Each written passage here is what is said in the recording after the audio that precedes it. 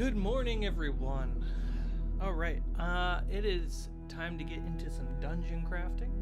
We've done a lot over the last few episodes, and it's culminating into some final amazing pieces. So let's just quickly go over what we're going to be working on. First, I think we should roll up another dungeon. I had a lot of fun doing that, and I think it's a great way to just start the stream. Roll up a dungeon, do the work, use the tiles, see what we create. Then I want to show you some new texture stuff that I've been working on, and then we're going to cut up some new tiles today while I wait for some new paint to arrive so that way I can make more prime bases on my minis. Alright, so let's just relax. The music that you're listening to is made literally, composed for these dungeons. So let's just relax and have a good morning.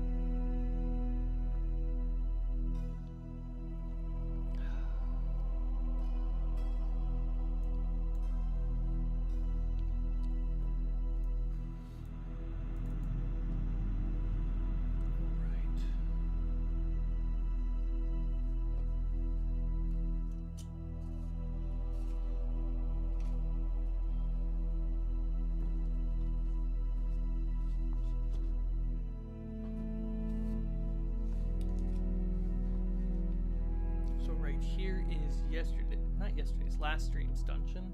Let's roll a new dungeon today.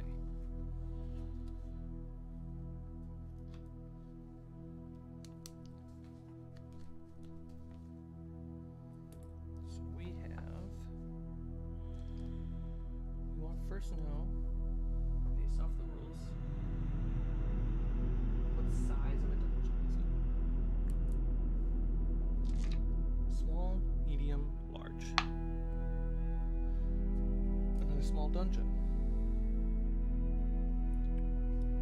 That pen is dead. It's dead to me. I don't want to see him again. There we go. Small. Culture. Well, we're sticking with giants, because that's the tiles that we're working on.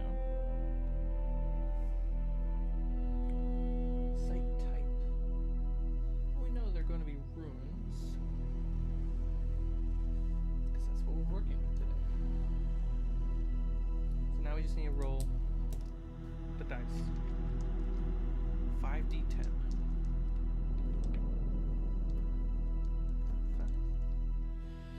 This dice is like fading out. I need to get some new ones.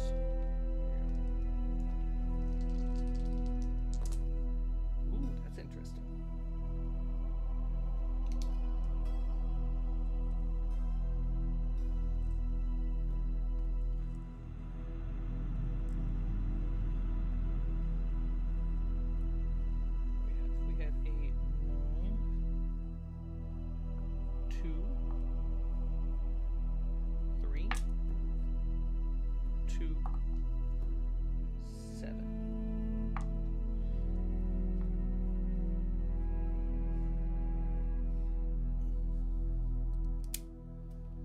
Great.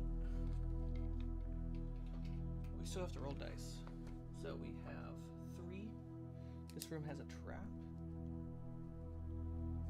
2. Empty. We'll fill something in there, but good to know. This one's empty as well. 7. Monster mob. 9. Treasure.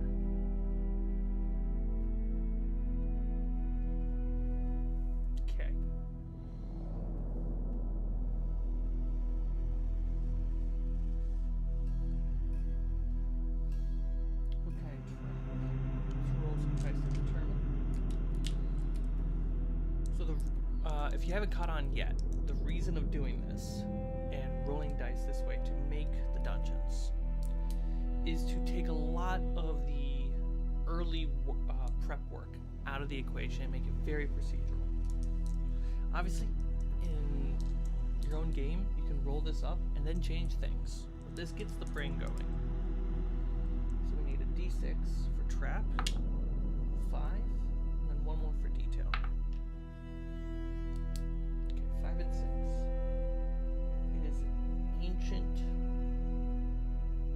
deadly trap. Got it. The treasure.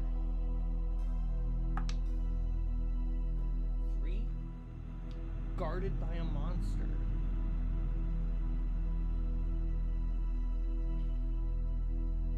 Heck yeah. Monster mod. 4. 6. Magical warriors.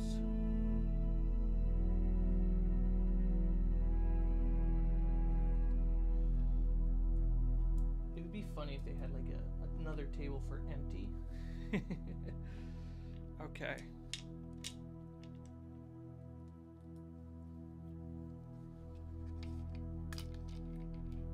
I don't think we need that many dice now.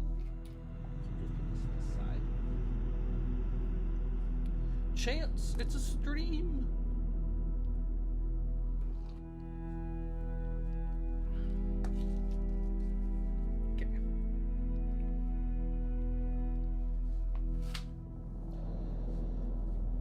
So we have magical warriors over here, a deadly ancient trap, and a treasure guarded by monster. A monster. Is it A or multiple? Just by monster, so I'm gonna say A. Cool. I'm gonna say this is the. We can connect more things to each other. So we're going to have the 2 empty rooms also connect with each other. I'm going to have this empty room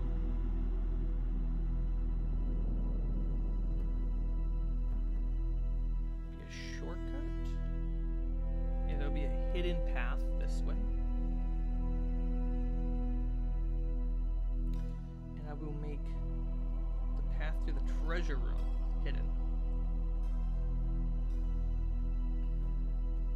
So the players, if they were to come in through, let's label these ones. So we have 1, 2, 3, 4, and 5. If they come in through 1, they can choose to go to 4 or 2, and then there will be 7. But there are hidden secret passages to go to the other rooms. Just got home. What are we doing today? We're working on our dungeon system. So I've been crafting the Giants dungeon tiles. I have to wait for some paint to arrive. And meanwhile, my thought is, hey, why don't we start the streams with actually using the system that I'm making the tiles for, to get more familiar with them, to get more comfortable with them, get the brain working right away making dungeons. Then we're gonna talk some texture things, and then we're gonna get to carving foam. We'll mix them up.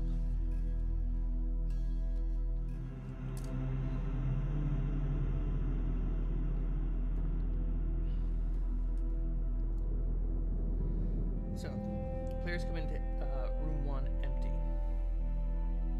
It can't just be empty.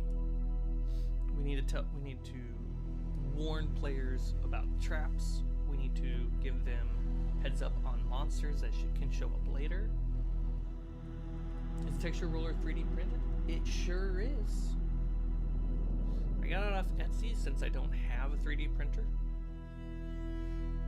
You know what? Let's just look at it right now. So, this is the texture that it rolled. It has somewhat of like a ancient Zelda dungeon vibe. That's why I picked it. Is it overpowering? Thank you for letting me know.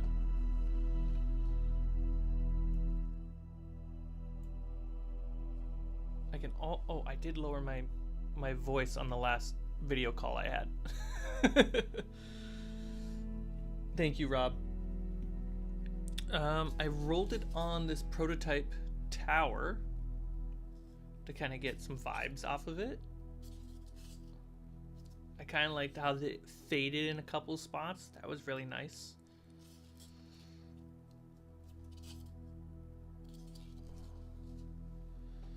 And then I did a little test tile.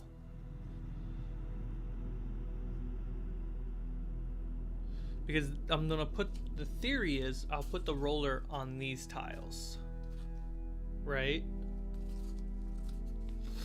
But I wanted to have some confidence before I do that.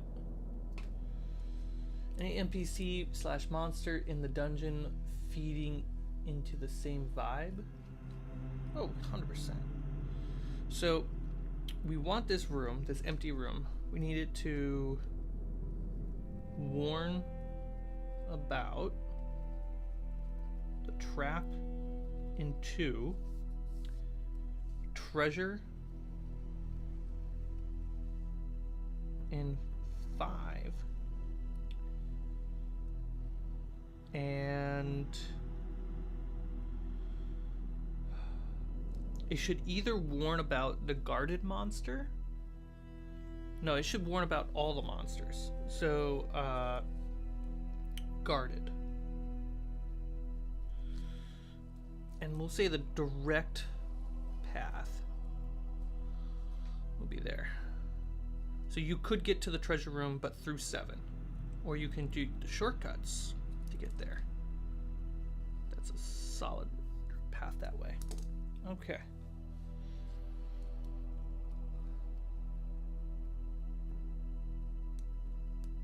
It would. That's what I did here. But the roller didn't show up in time, so I had to start making my tiles. And so we're gonna see how that goes. I can also add weather on top of it again. So we have to warn about that. So what are we warning about?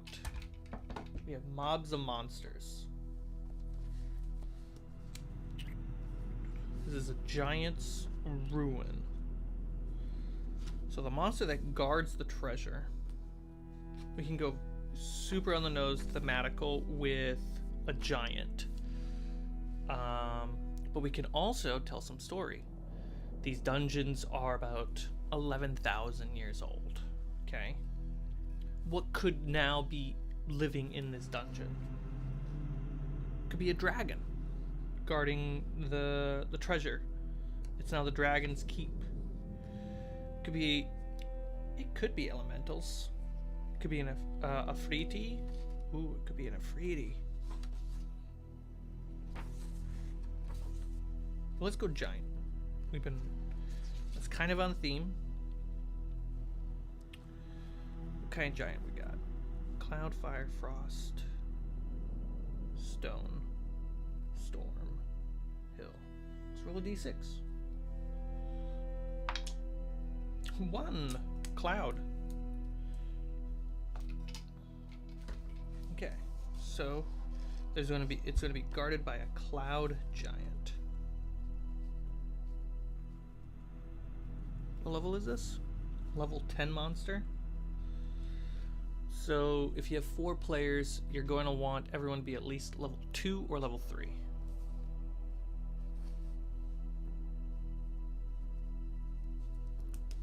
Bare minimum.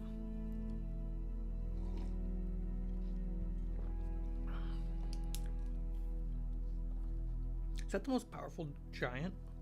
No, the storm is a level 12. Okay, cool. So the mobs and warriors. I have an idea for that. Try to stay on theme in the world.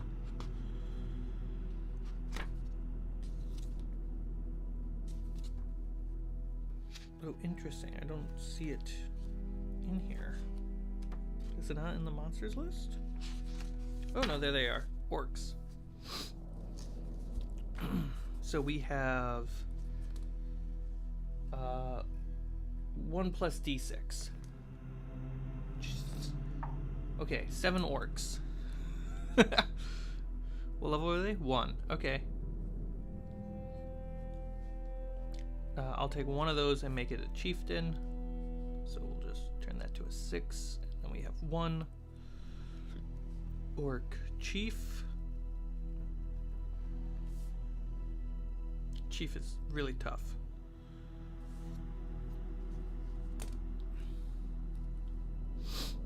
looks like I'm studying for a college course. So in my setting, the reason why I would put orcs here is because orcs are half giants. And in the Age of Thunder, when these dungeons were made, the giants made the orcs.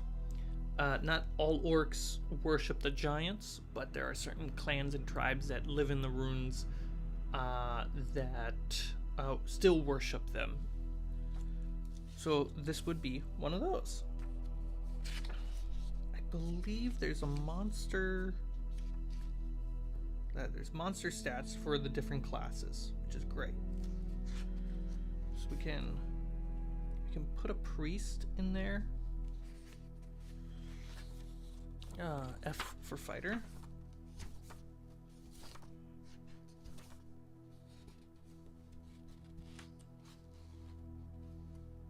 We have a mage.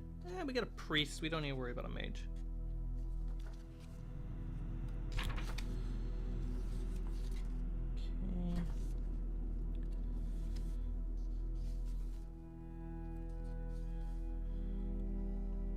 Okay. Did they word it differently? Is it not a fighter? Is it like a warrior?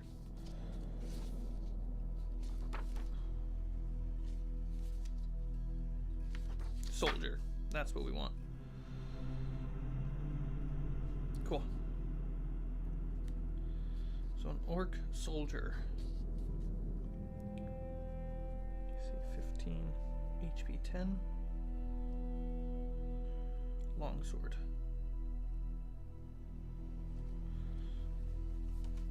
Then we jump over to orc, double check the combo that I'm making.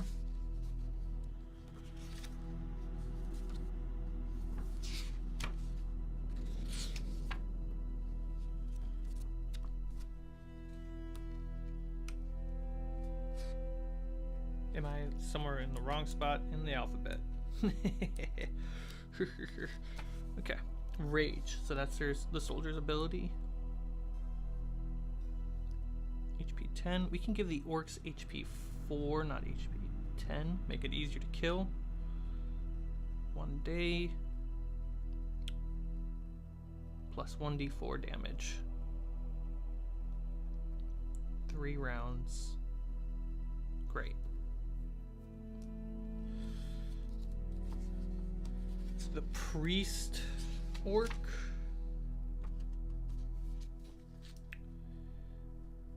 Is AC 15, HP 23,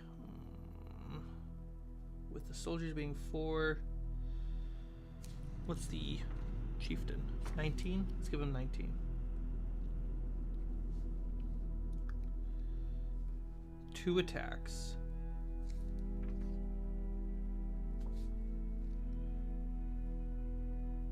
One spell. Plus 3. Okay.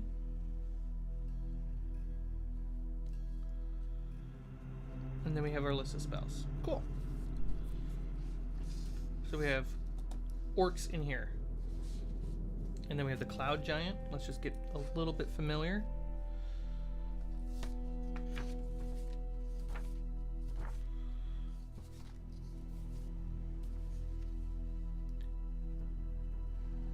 AC 15, HP 48, 3 attacks with a plus 9 and 2d10. Okay, so it might say a level 10, and I know I mentioned the class of the players have to be a minimum of level 2 to 3. That's technically true. I think this would be a level 5 plus dungeon. What I've just picked for monsters.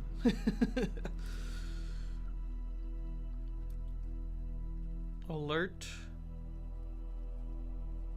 Level 5 if you want them to be able to fight and win. Level 2 to 3 if they just want to survive. Advantage on checks to detect sneaking or hiding creatures. Ooh.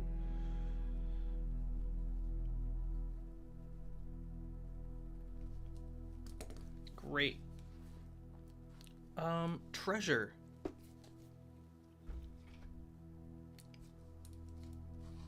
So now we kind of have a theme and story what's going on here. This is an ancient dungeon made by giants.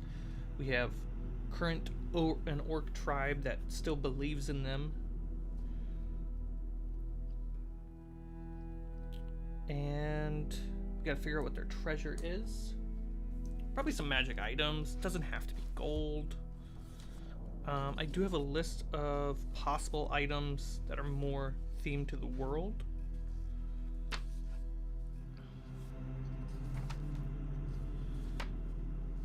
But I believe we have some treasure in here. Heck yeah.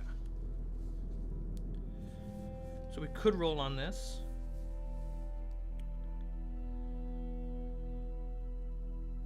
Let's just look through it. Ooh.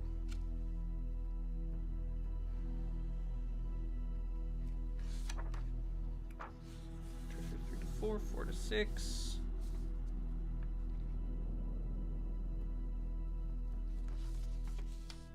Beautiful. Okay, so we could roll on this. We could look at this table for the types of treasure. I forget if there is a recommended treasure. For example, a level 2 monster uses... Okay, so the treasure table is based on the monster. The cloud giant is a level 10 plus. So we would roll on the 10 plus treasure.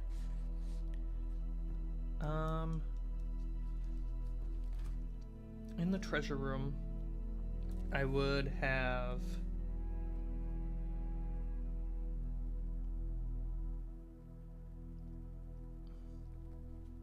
one weapon, two, what would I use? Morning, Noel. The friends they've made along the way. Two would be, where's treasure ever? Chance. Can I return for store credit? Let's do two potions. And special. Oh, if we have a wizard, we definitely want to add scrolls because knowledge. And here we go, right there. I see a 4th tier. That's basically like an 8th level spell scroll. A special flying carpet. Let's put a flying carpet in there. Potions, healing,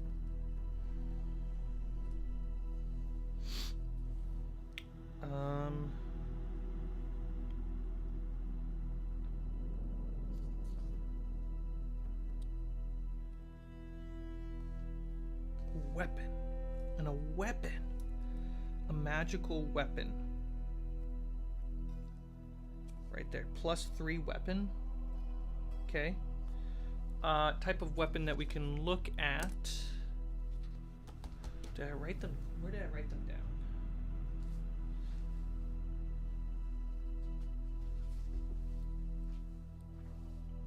I know that we could put Jotun armor or Jotun weapon.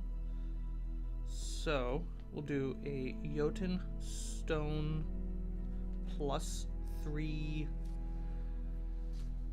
Should we do a battle axe?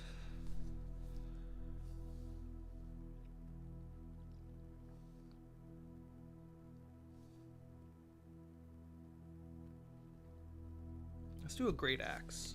That'd be cool. Great axe, and it's a storm. Oh, what does storm do? I think it's thunder damage.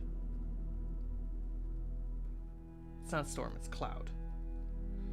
So it could do thunder damage.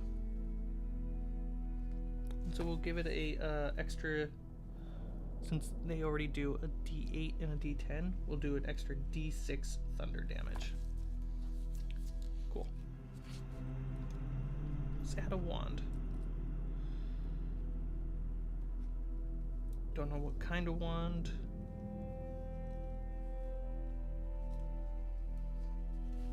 Let's look at magic items. See what wands pop out.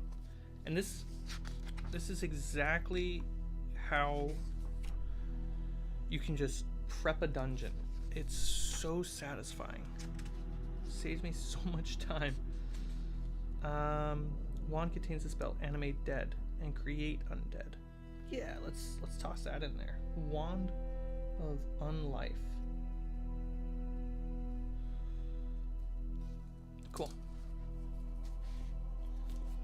And you know, there's probably gold. Cool. So 1, 2, 3, 4, 5. We'll put a key door there.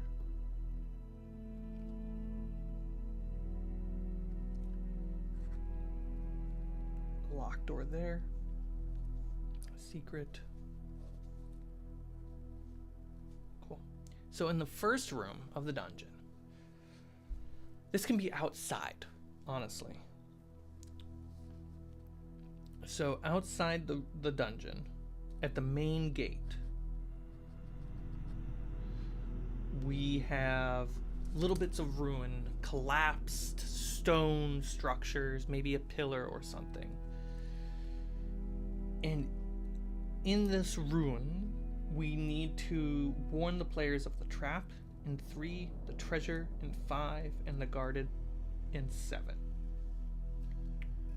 So we need to tell the story in hieroglyphics or a wandering traveler of some sort to tell them about the treasure inside, of ancient weapons,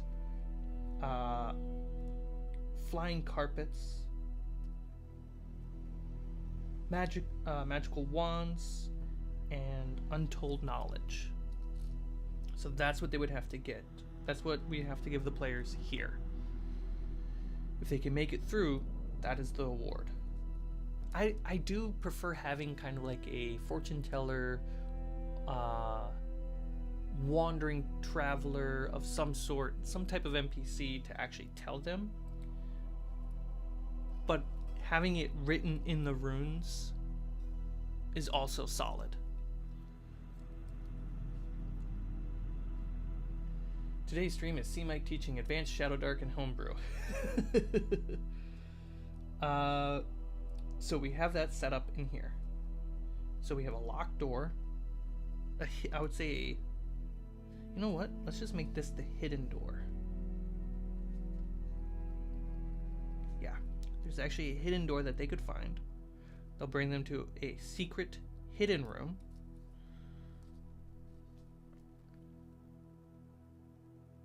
And in this room is safe to rest. That's what they'll learn from here. Since it's empty, it's totally fine. So they go through the main gate. There's the trap. What trap should it be? Since we're prepping with the book, let's just use the book to tell us and get a base idea of what we can work with. Shops.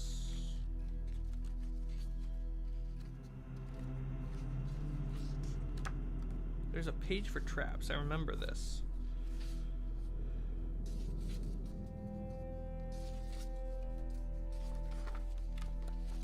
All right, let's jump to the front. Let's see. Traps. 114. Here we go. What is this? Characters. D12. Okay.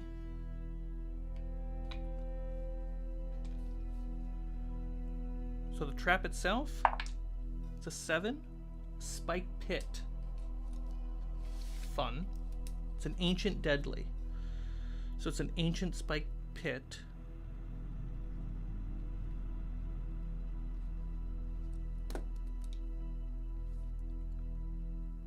And the trigger, 8, pulling a lever.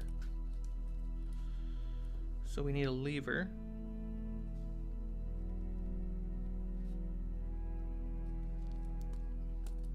And then the damage or effect. 12.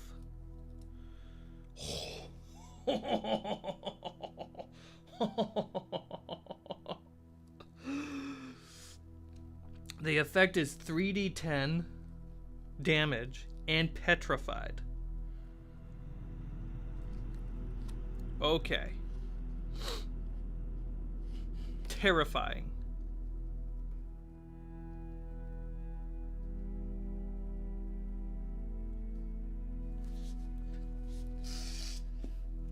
Absolutely terrifying. Okay.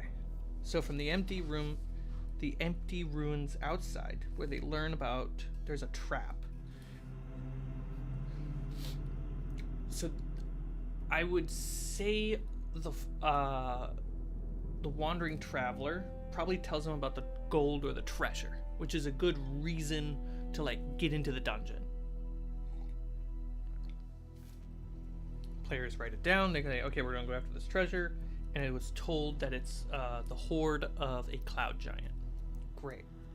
We've established that there's a cloud giant to the players. We established that there's treasure that they're going for, but there are perils to get there. Cool. That's all the rumors that the traveler knows. Written on the walls, they can learn about the trap.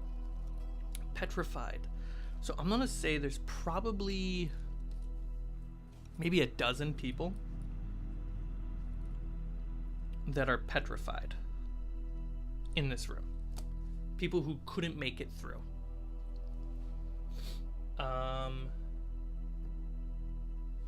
I would say they all look like they're trying to escape. They're running the opposite way. So when they walk in the room, there's a bunch of statues that are trying to flee. You have to pull the lever. Spiked pit that petrifies people. You pull the lever. That's interesting. So the spiked pit.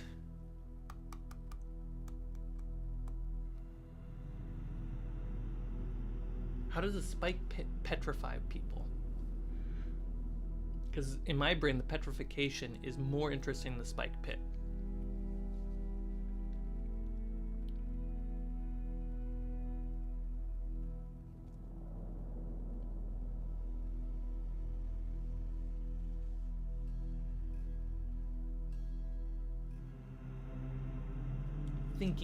Thinking silence.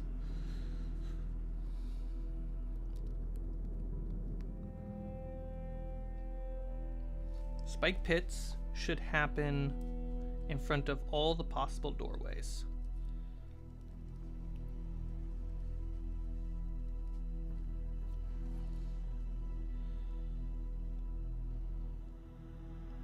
Instead of when you enter the room and there's petrification there, the darts, change it to darts with petrifying poison.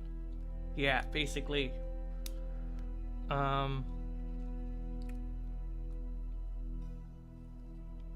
if we change it to darts, and there's a lever, you need to pull the lever in the center of the room, make it super like, hey, all you gotta do is pull this lever and you can get through. They come in, they pull the lever. Darts will fly towards them, and then they become petrified.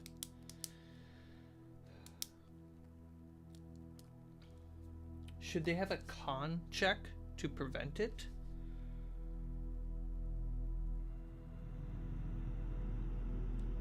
We'll figure that out. We'll figure that out in a second. But the walls outside would talk about stonework, petrification. That would be the warning.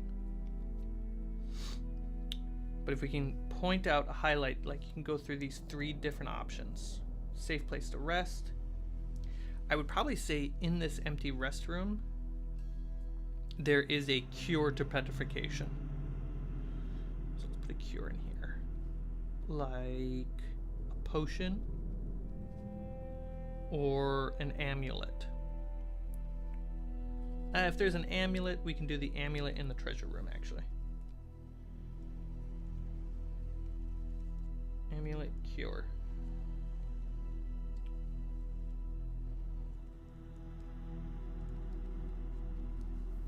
But we can do a one-time potion to cure somebody. Nah, just keep in the treasure room. So they come in, let's say they choose to go to 4, the secret room.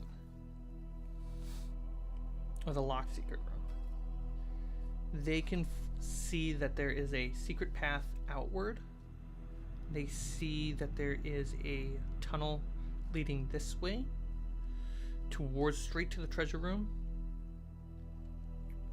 And then we'll actually make this a not secret room or a secret direction. It's a direct direction.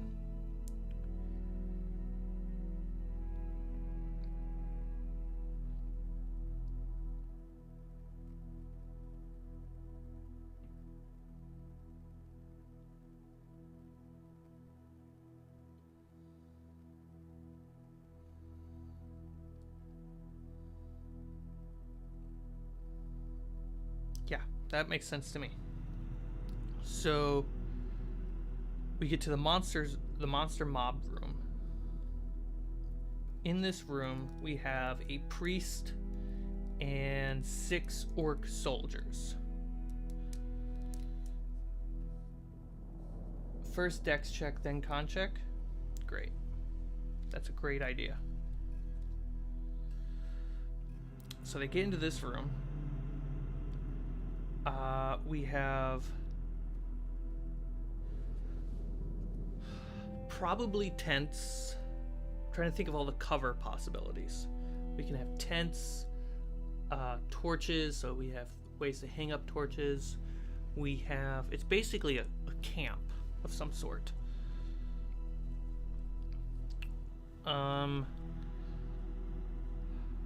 We can put some scaffolds in here because we have that. We have those minis. Big fan of that. Always using those. And since we have a priest and some soldiers, you could probably get some mundane gear, more torches, rations, 1 healing potion. Healing potions in the treasure room are going to be greater, so it's going to be double the dice. Brickmaster, welcome to the stream. Cool. So we have that, and then we have the locked. It shouldn't be locked. It should just be one big gate, like a big archway. Something that we should design for the dungeon set, honestly. You really like the dice tray? Thank you. It's a one of a kind. You can't get this anywhere else. It has the Fables logo on there, and on the back side, I wish I could show you, but it matches the DM screen for Curse of Amity Island. You cannot get this anywhere because the company that made it went out of business. Same thing with the GM screen. They weren't making enough sales, which is sad because the products are fabulous. So we have an archway that we need to design for this dungeon set, and we can use that archway over here too at the entrance to the dungeon if we were to lay that out. So we get to the treasure room, which is essentially some type of, without being a 10 like we had the issue last stream with 10 being the boss room, the 9 is a boss room because it's treasure guarded by a monster. And it's a cloud giant. So we don't have the dungeon set for this, but I did want to make something like this within one of these streams for these dungeons. A cloud giant boss room. We're looking at clouds, so cloud tiles, and floating island. Let's do a floating island, because clouds. Then, or floating platform.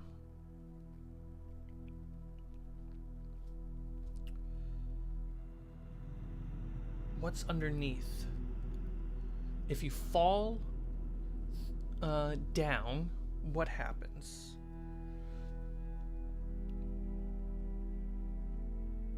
You fall out of the dungeon.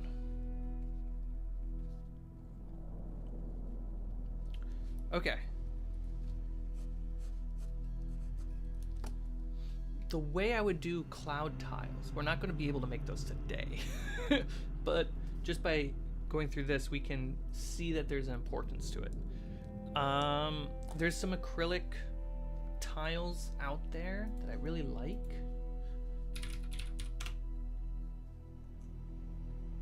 Let's see if I have them saved. Dude, I have so much wiggle room with this mouse.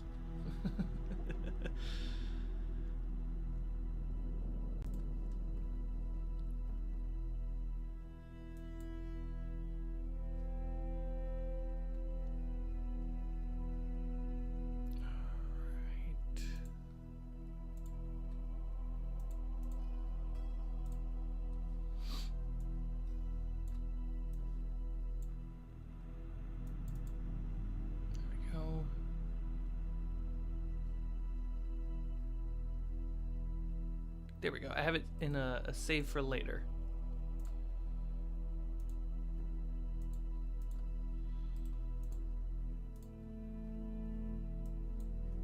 There we go.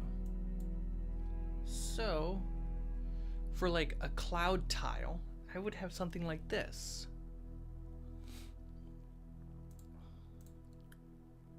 Was that a 4-inch base? That's bigger than my current tile. So that's great. 4 inches up or 3 inches up, that's fine. And then you can have something like this, and then you would use cotton balls underneath as a way to demonstrate clouds. But you could also, in the cotton clouds, get one of these. An RGB, like very tiny LEDs. Way tinier than that. Tinier. There, look at that. Look how tiny these get. Plug in USB. Okay. And so you could actually make the clouds colorful. Arcane Storm, just a little bit of glow, whatever you'd want. But I would use these. And I can't get them right now, apparently. I could probably find a version of these. But yeah, that's what I would do.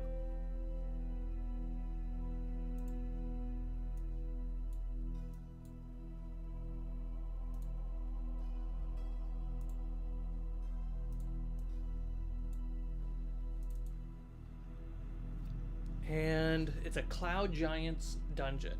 It's a small dungeon, so it's not like a fortress. It's probably like, story-wise, a safe of some kind, like a vault. Maybe a chunk of a larger dungeon that is broken off. They're cloud giants, so maybe it's actually mist rolls in, fog rolls in. A fog dungeon.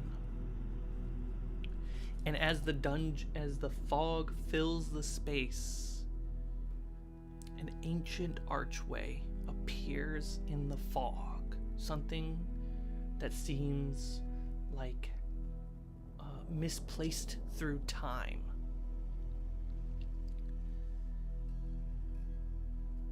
As you walk through the door,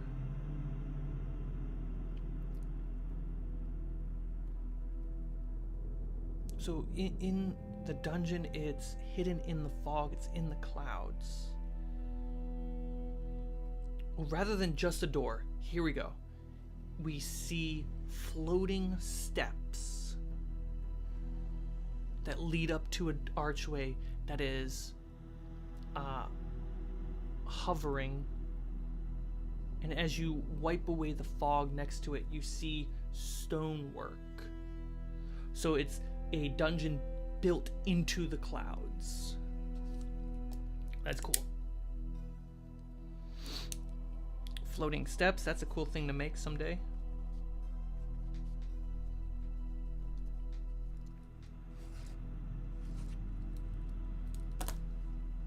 Great. So that's the dungeon. Let's make it. So we go from room 1 to room 2, the trap room. So if we were to lay out, the first room, what's my rules? My wiggles? So it's a 2-tile room, but I give myself a 2 to 4 tile plus or minus wiggle room. And then I also consider the culture. Giant dungeons are about 2 size. So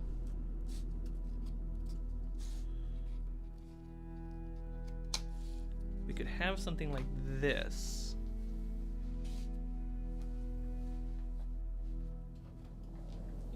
And then have the archway placed here, right? We can put the prototype, but we can put the pillars on both sides because they're going to have LEDs. We can use that to set the tone and the mood of this space. And if I was doing the hovering steps,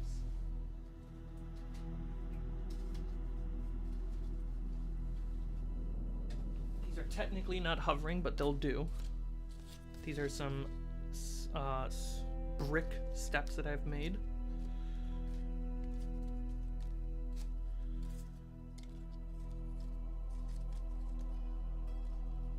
There we go.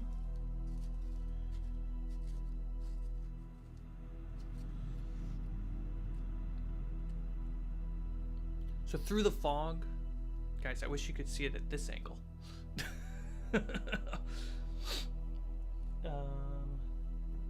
My phone.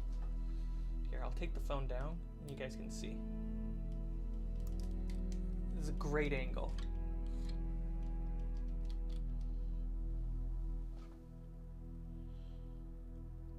So imagine the other pillar would be over here too.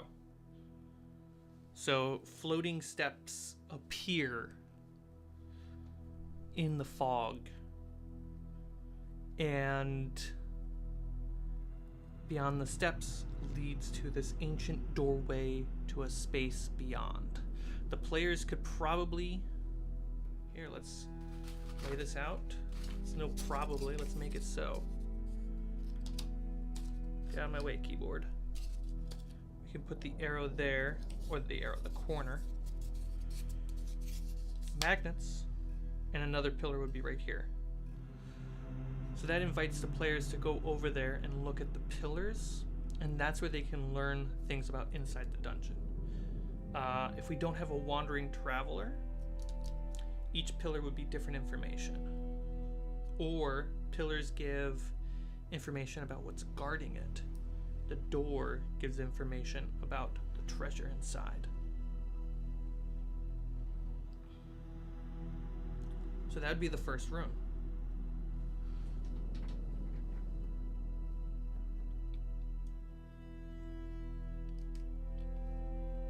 Squeeze my phone back up here.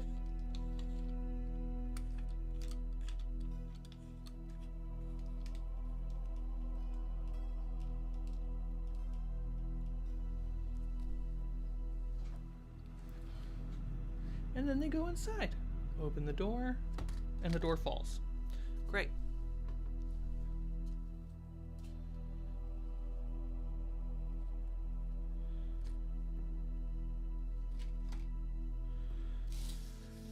So they go from that room, which is a 2-tile room, but because it's giants, it can be doubled. And I give myself a 2 to 4 tile wiggle room. We go to the room of 3. 3 tiles for this room. So it would start with this. So it's basically more of a hallway, but because, by design. Let's add a couple tiles to make it a little bit more interesting. So you walk in.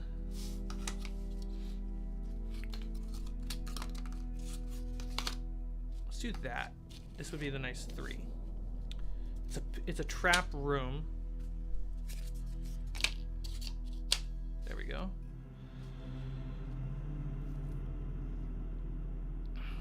Let's grab some doors.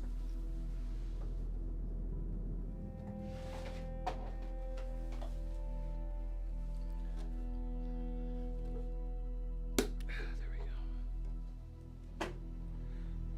So the door that you guys walk in over here.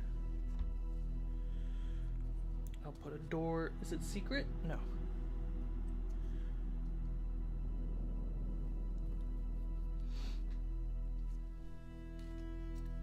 I need to get more big doors if I'm going to do giant dungeons.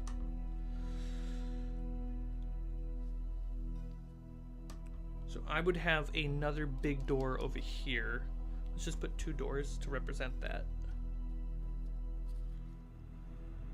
Okay.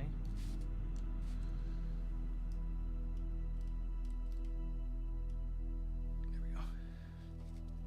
Walk in. There's a lever in the center of the room.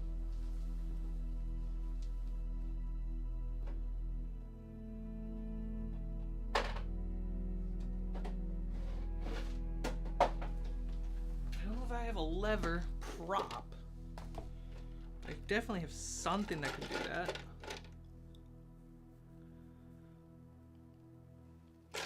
Here we go. We'll use this little piece. Players walk in. We have a lever.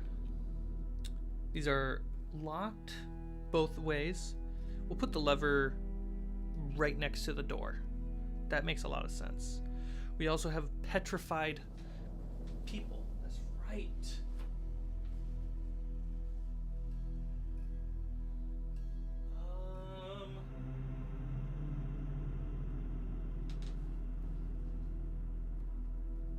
Oh, this is perfect.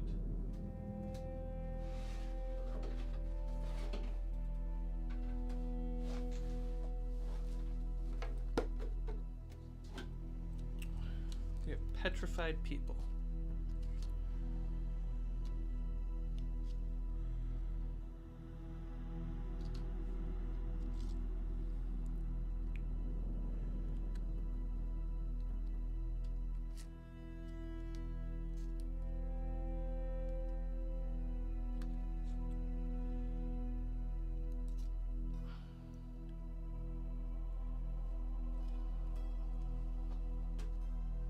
Look at that.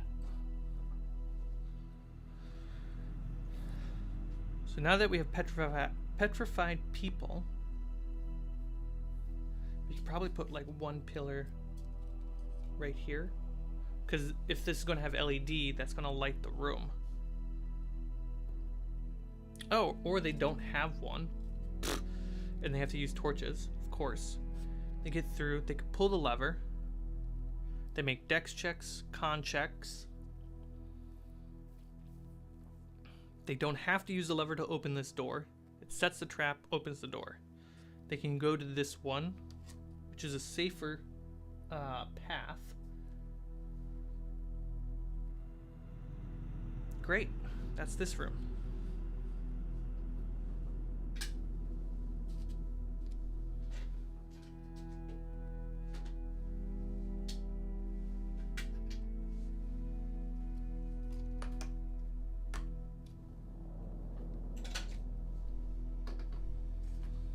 Go to the next room.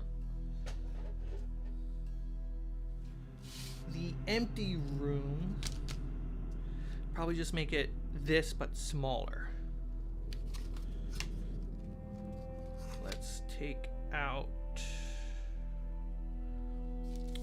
this.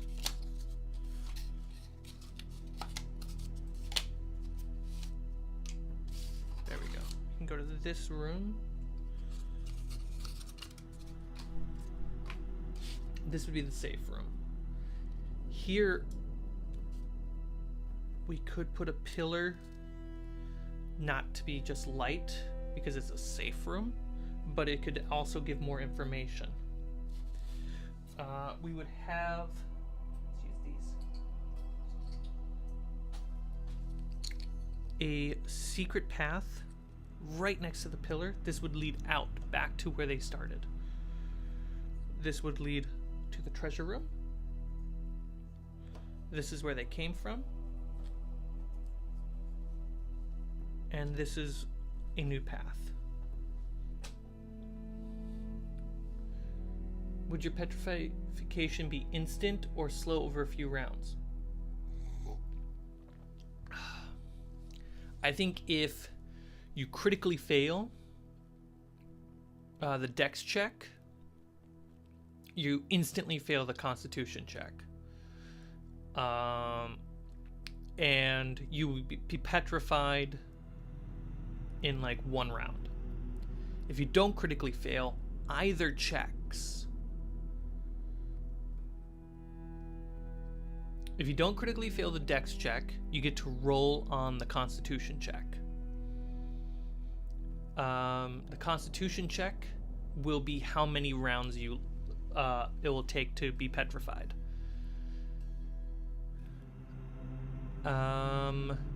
If you succeed on the dex check, you roll the constitution check with advantage. If you critically succeed the dex check for the petrification, I would say you're good to go.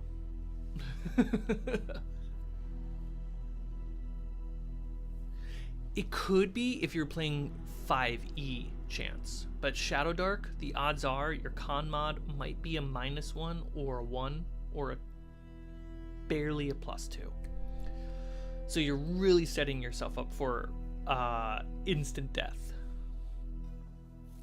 which is fine. That's kind of the name of the game, but you want your players to get through the dungeon so that way they can experience the whole adventure. So we're in the rest room. They can sleep. I'd probably put like 1 scatter terrain.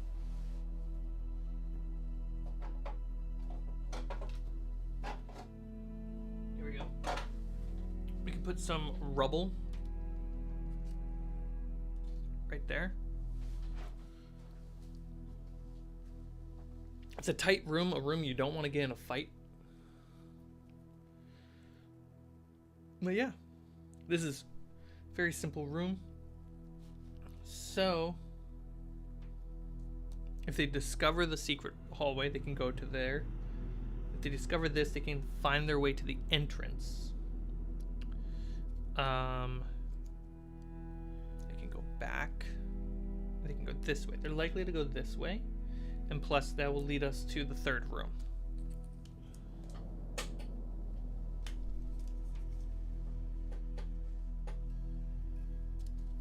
The 3rd room is definitely going to have a pillar.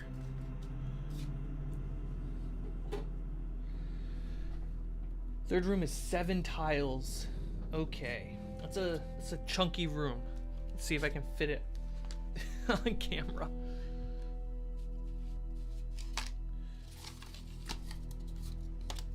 And remember, the corners pieces don't count as a tile. They just count as slight decoration. So we got 5, 6, 7. It's a giant dungeon. So times 2, we're heading our way straight to 14. So we're maxing this out.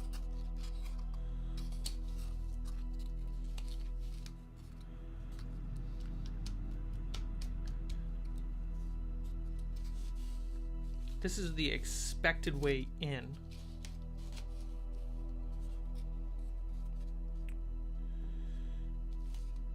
And let's make a corner. Let's make it not just a big solid room. Let's make it interesting.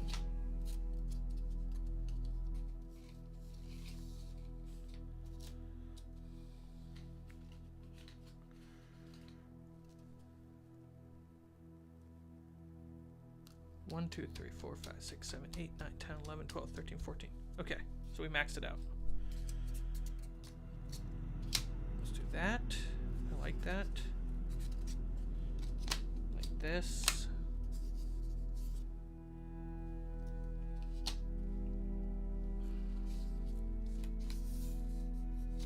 Ooh, here we go.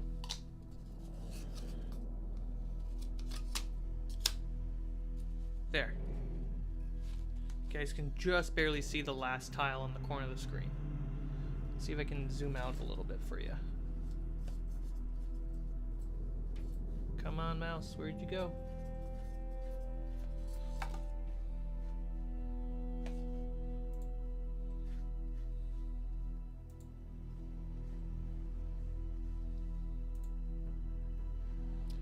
Ooh, I might be able to zoom out just a little bit.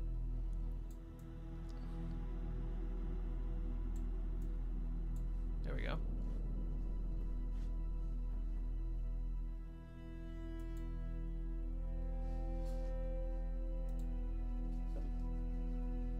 All right. Let's add that. Or no, we don't add that. The pillar goes right there.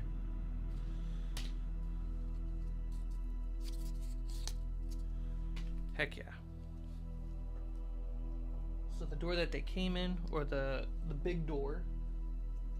So clearly I need like 2 archways. I thought I only needed 1 when building this set. I'm going to need 2. That's good to know.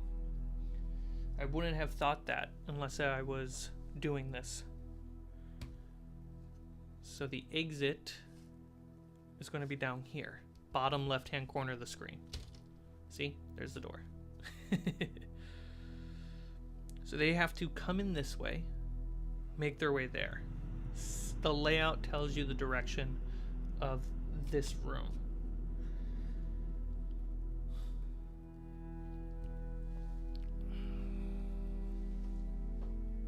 So we need orcs. We got a tent.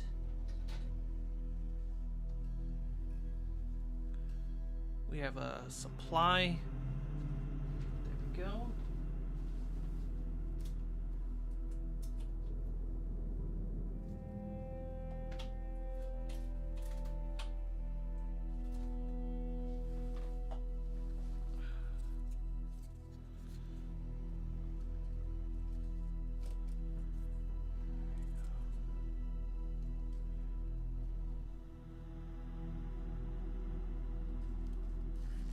Tent up here. This is the priest's tent. We need a ladder to get up and down.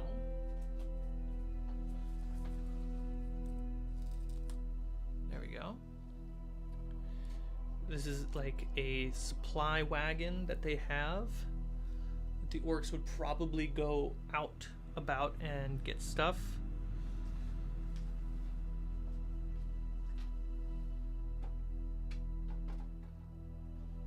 Campfire. Ooh, we can use a couple of these. We can have barriers.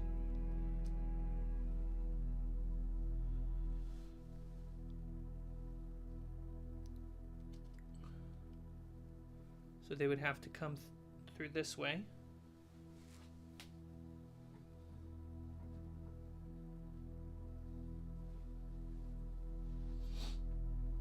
Let's give the orcs a ballista. No, they got a priest. They don't need a ballista.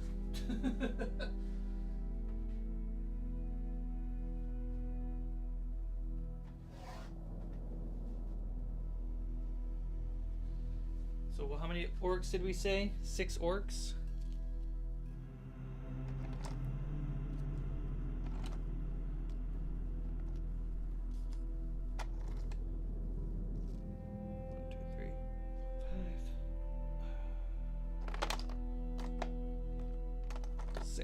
Here we go. And then the priest, we use this hag looking mini. It's probably an orc with the priest. It's probably an orc chilling by the gear. We can put an orc behind each there.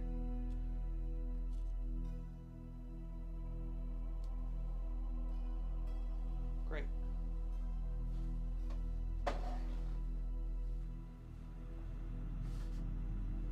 Now I normally have a campfire piece that I can put fire LED in. Because it's not painted, we'll just use the fire itself. So we will have a campfire. Let's put a campfire there. And one there. And one here.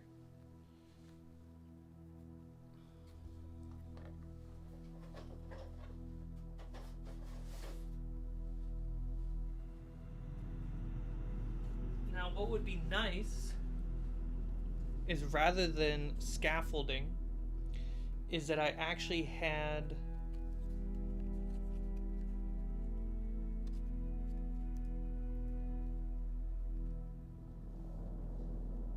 like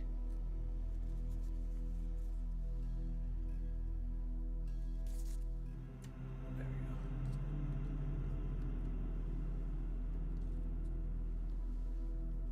If I had something like the bridge work or another three-dimensional space, which I do have that on the to-do list. So the players would come in through this large door. We would have one orc with a bunch of gear that we can use as awards. They can move their way through. They find one more orc. They have the ability to find a way up here. They go around the corner. There's another orc. But now they have to be careful because they can be spotted by these two. Ooh. Here we go. Let's use this.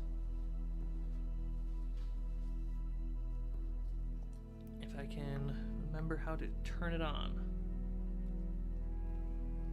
There we go. Nice little LED flicker. Put that up there for decoration. Alright, then they worry about these guys. They can sneak up on the priest.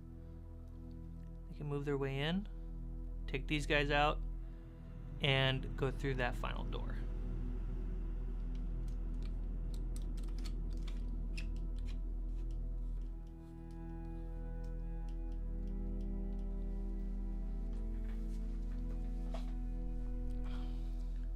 And that's this room.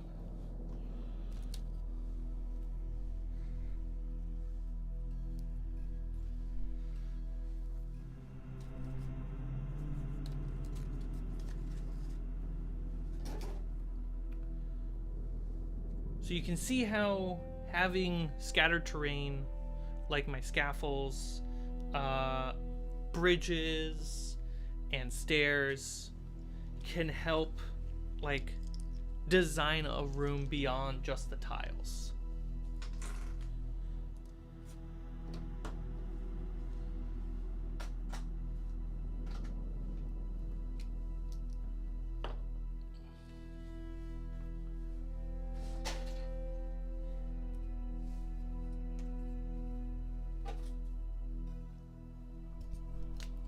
All right. The final room is a 9 tile. So something I mentioned last stream is when we get to these 9s and 10s, they're so big that I'm out of tiles, because this is technically maxing out the tiles. So because I play on a 2-foot Lazy Susan, I would probably have just the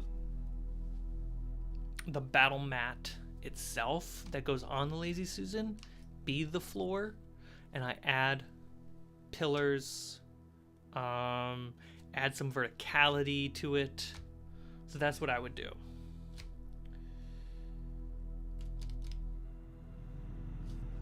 And then, you know, toss a giant in the room versus the players. When you're fighting a giant like that, it would be nice to have verticality, so players could get higher up, get advantage for being on the high ground, and shoot down at it while other players are ducking behind pillars and trying to grab its attention. That would be ideal.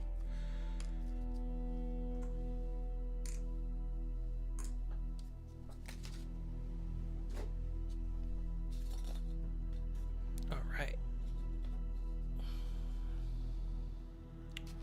What'd you say, Sean? You need to step up and make those pillars. I know, I'm clearly committing to them. But now we know, hey, we need 2 pillars.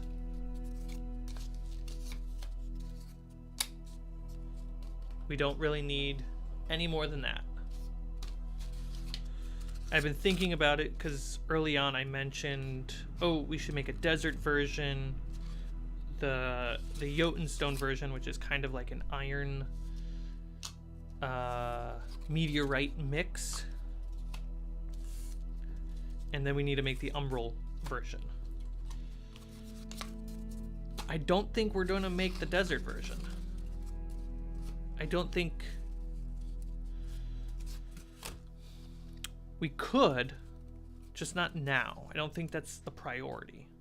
I think the priority is making this one set work.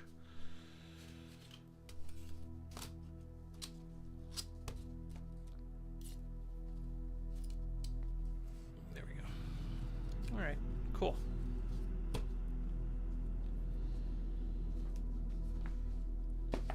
How long was it? It was about an hour? Okay. So in about an hour, you know, we took Shadowdark's rolling dice to make a random dungeon using the tile set that this whole project's based off of. Applying that to it, we've created a mini dungeon with its own story, its own traps. And that was in an hour, and we got all this base work done. And because of the tiles, we were able to kind of like previs what the dungeon would look like.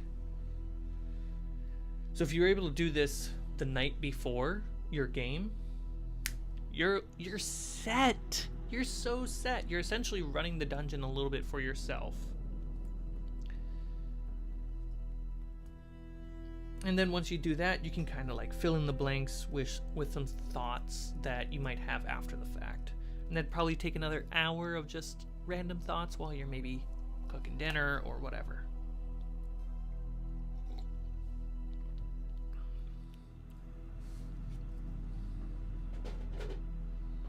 So yeah.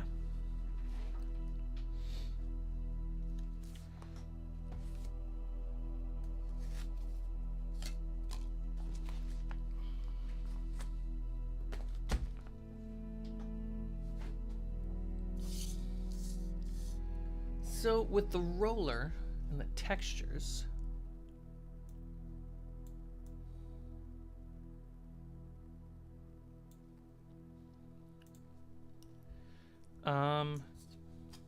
we have some test on the textures.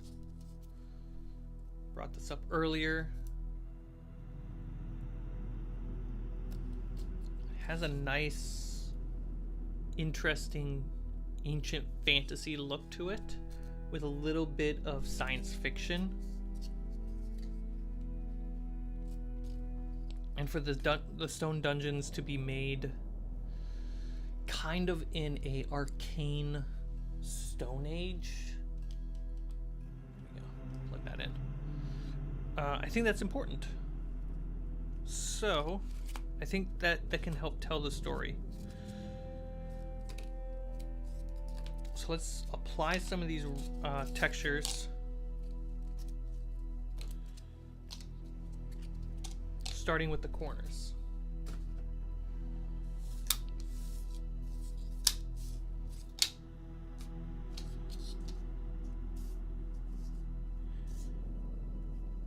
All right.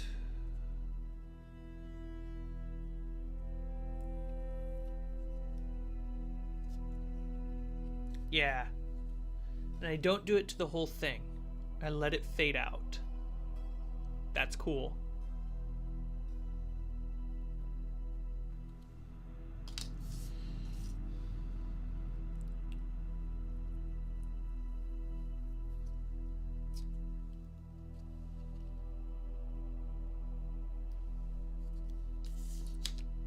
That's super neat when you put them next to each other.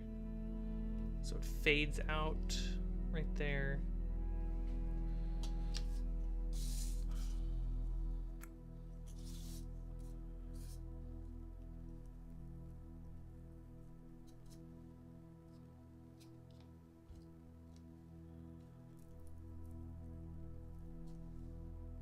Ooh, why are you not getting through?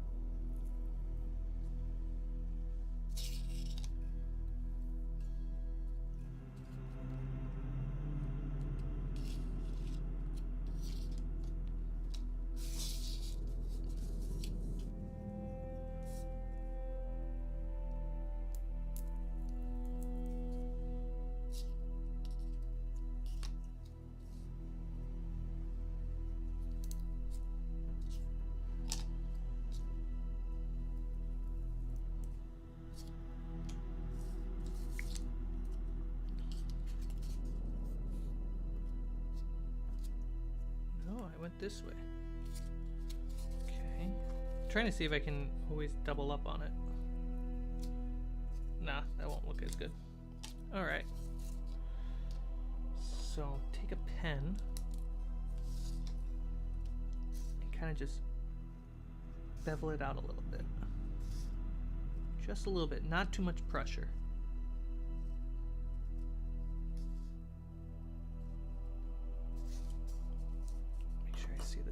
Pattern.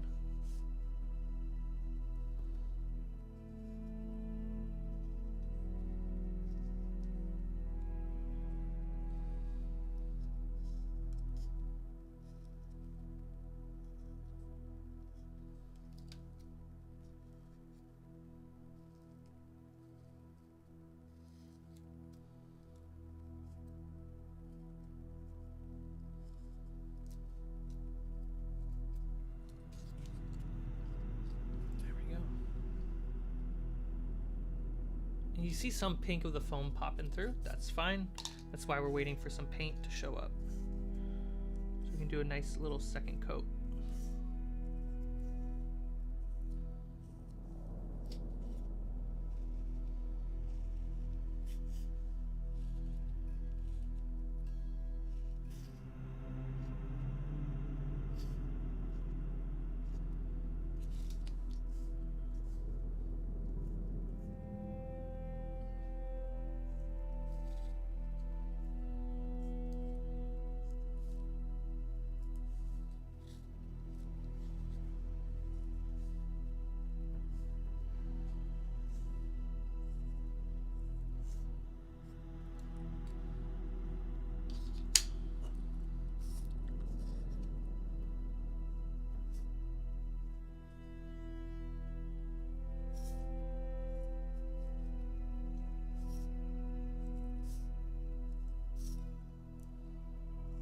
Again, not too much pressure.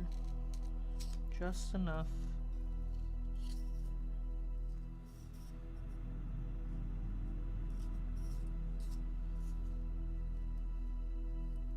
And only where it's prominent, so that way it still has a faded look.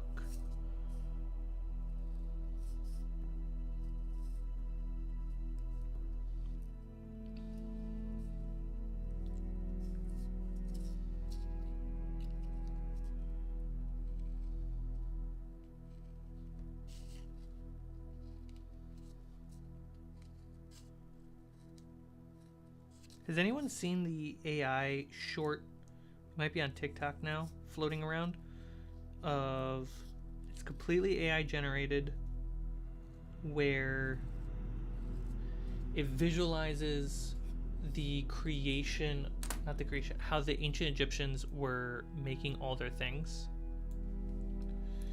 And the AI generated like these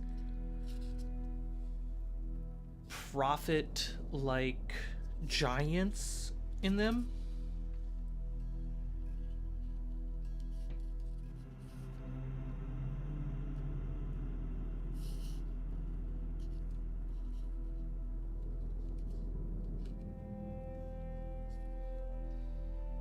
There we go.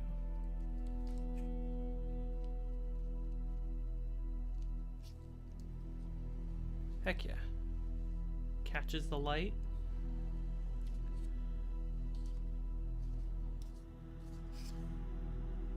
This one came out really nice.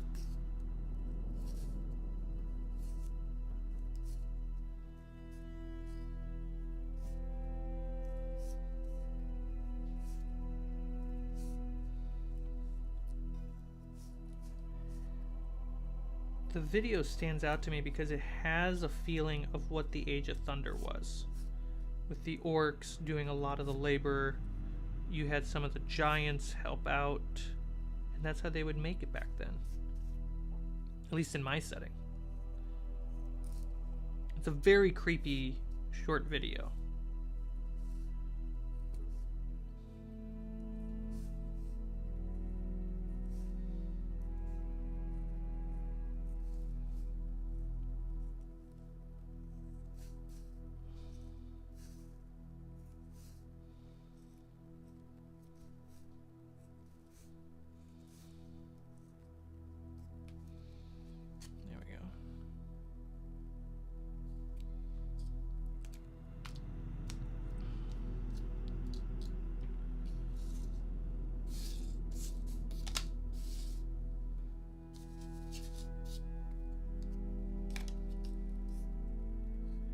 Yeah, depending on the what side of a foam was facing up, the roller did better, which is crazy. How good it looks.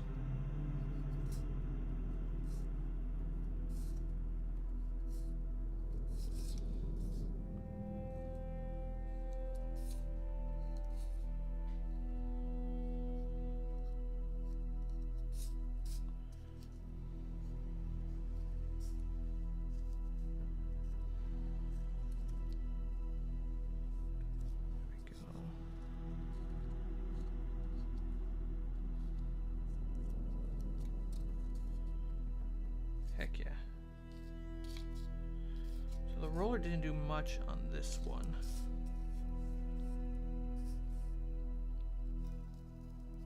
I think that has to do with paint. That's interesting.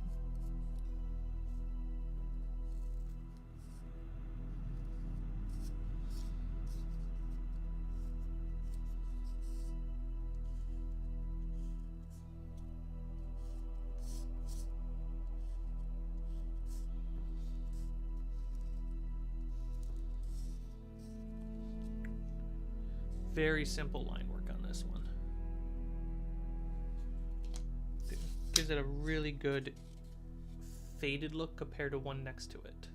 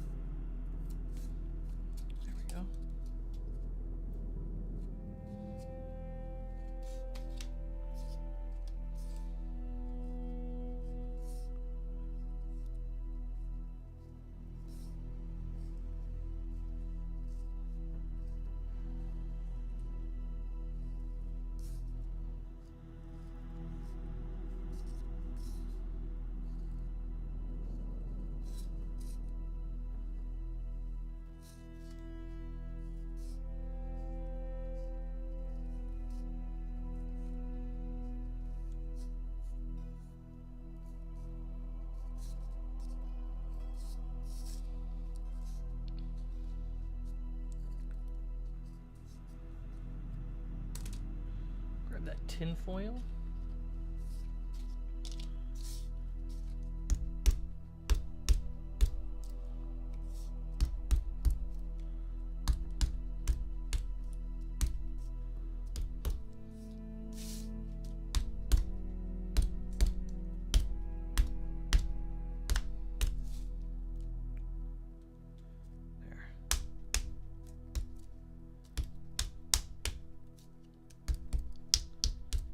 Where it's most faded, trying to add the most texture.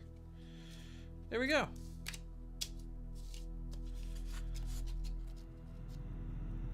That looks great.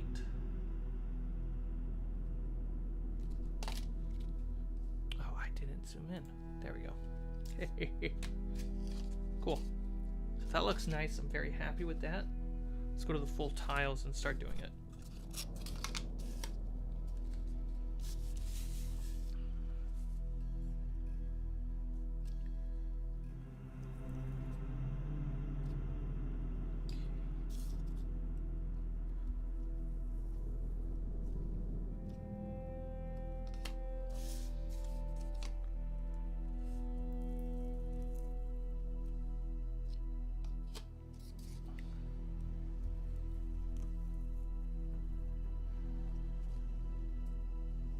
Right.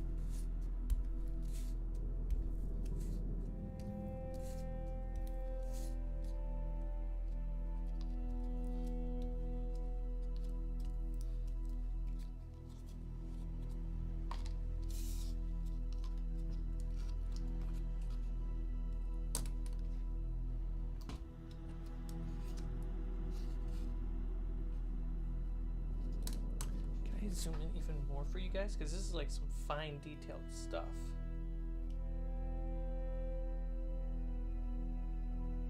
Ooh, triple wide.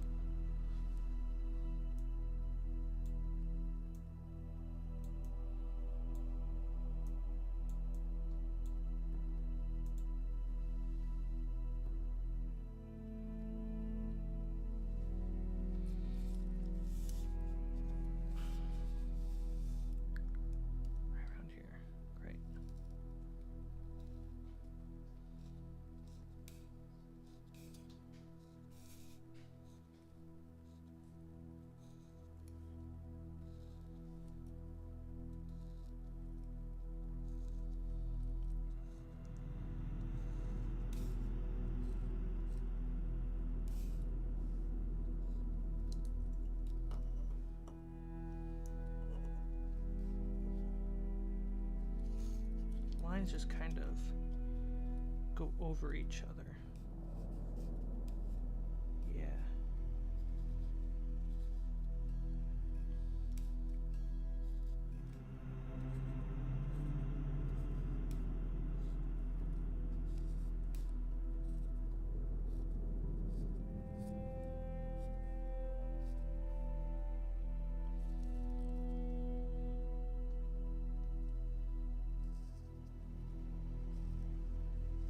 There we go.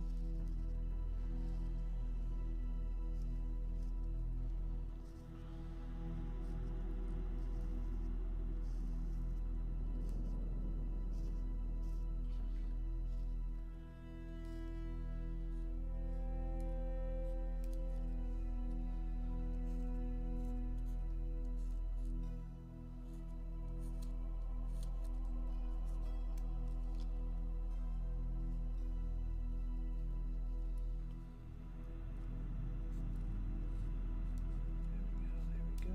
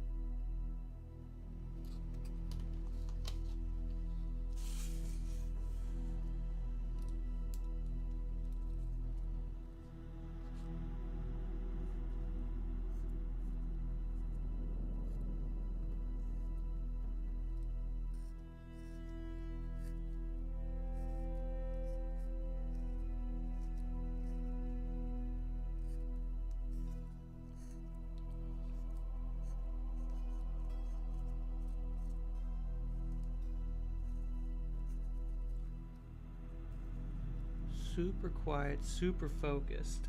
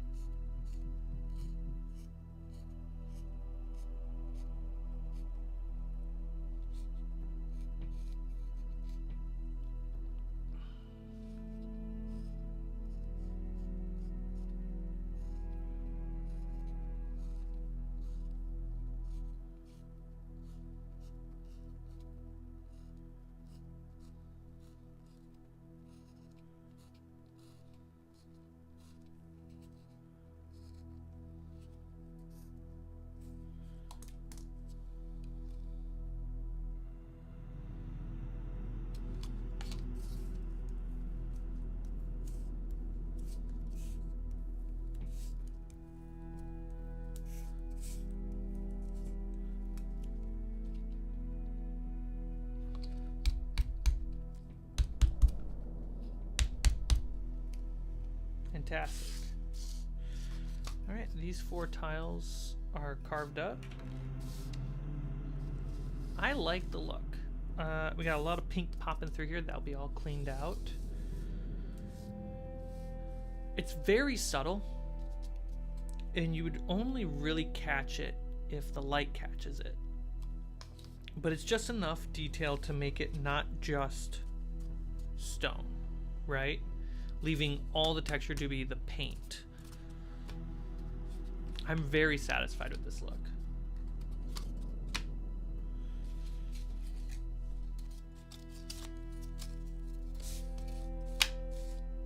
And we even have some that are like really faded out. Gives a nice ancient look.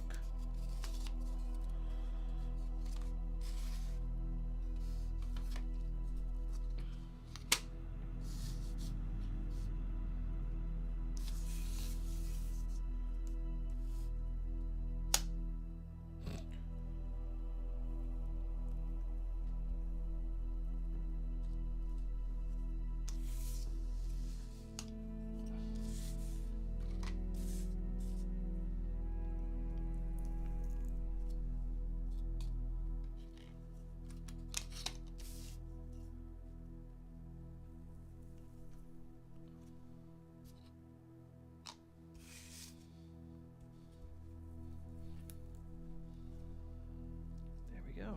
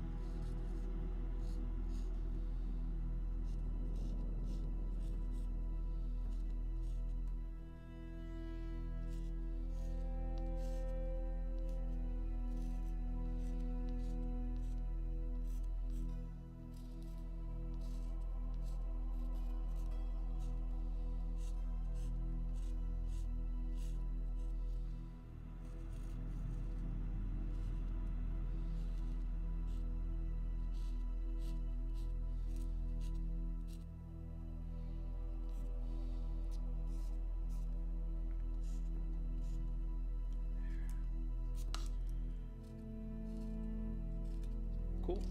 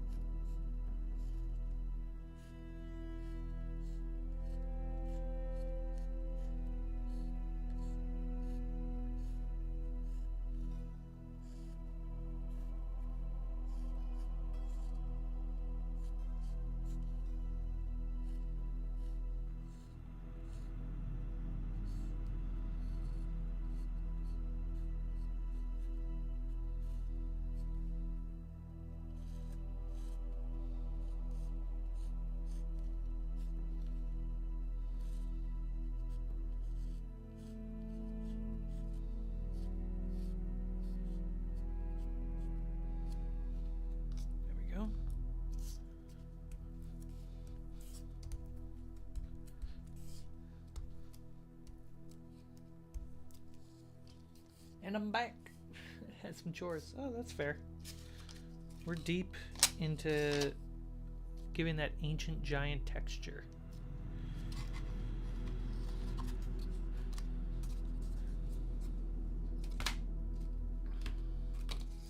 Just a few more pieces left. And then these guys are really done with all the texture work.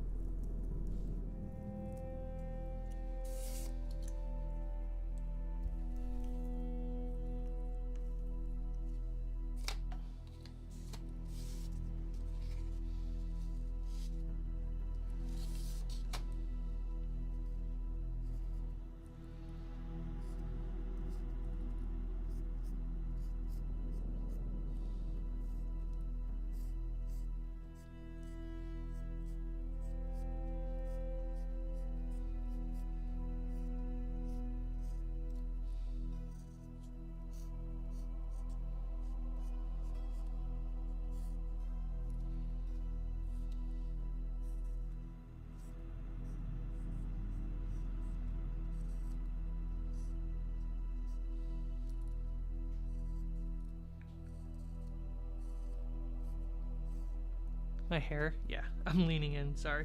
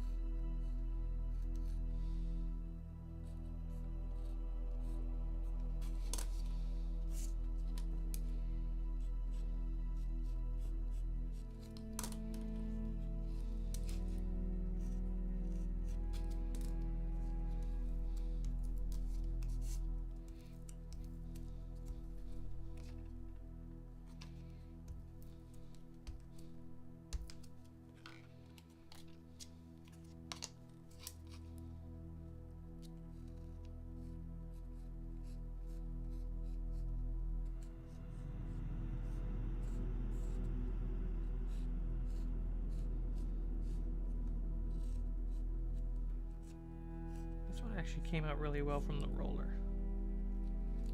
Unless I already did this one. No, it just came out really well.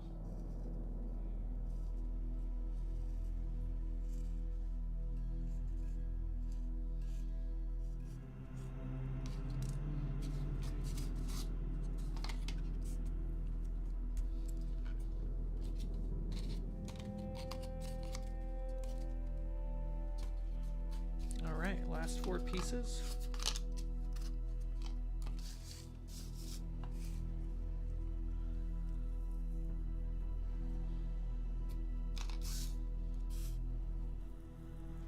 Thank you, Chance.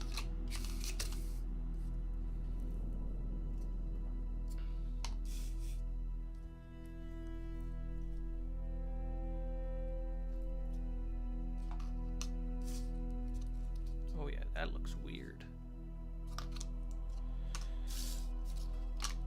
All right.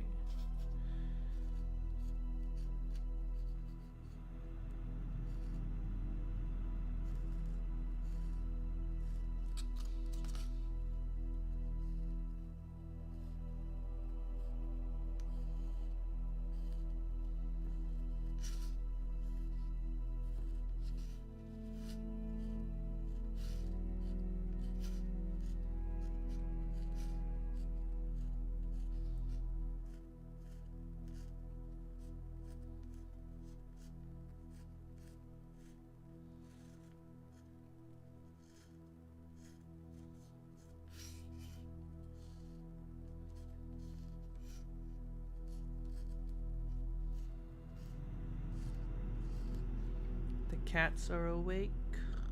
I saw them walk into the room in the corner of my eye.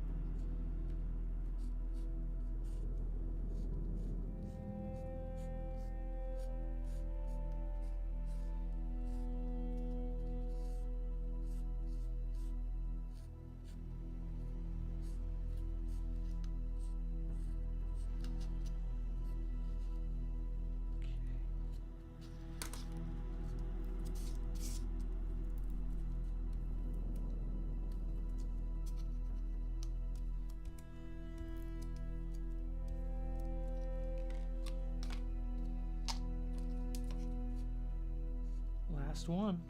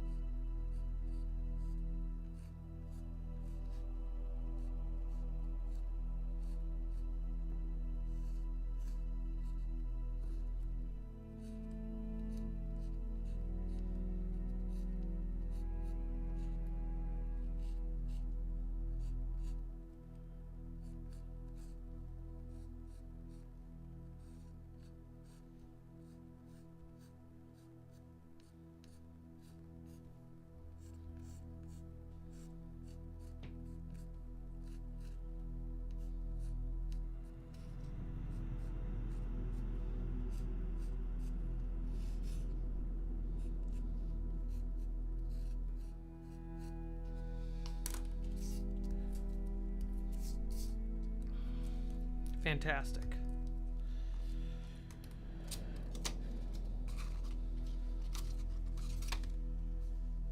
Let's zoom out.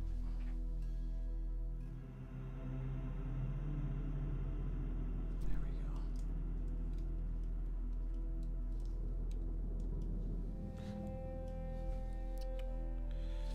go. All right. So, the Ancient Giants Dungeon set. It's been textured. It's got the first coat of prime on it. Now that we've added more texture, there's pink coming through it, so we have to do that second coat, which I was already planning on doing anyway. But yeah, that's the set. Pillar. What do we got on time today? We're hitting the 2-hour mark. So I think on the next stream, we will be focusing on making a functional pillar for these dungeons. This is just a prototype. In the middle here, it's meant to be an acrylic, not cylinder, rectangle, rod. And then down here, we're going to put an LED, which I have.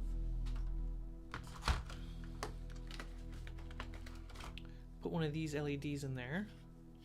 Just squeeze it. And we have color options. So it could be a volcanic giant dungeon for fire giants. It can be, I mean, that would probably be the UMBRAL right there. Cloud giant. Different storms. So there could be a yellow storm, a blue storm, purple storm. You know, you could mix it up. We can have one in the forest.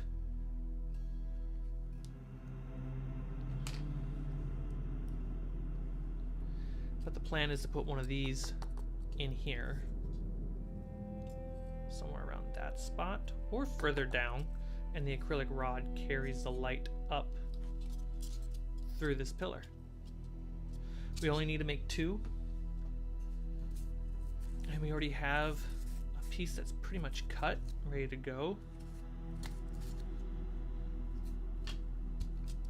Hopefully we don't mess this one up. If it works, it's great. If it gets messed up, we have to make a couple more. That's good to know. But yeah, this set's coming along.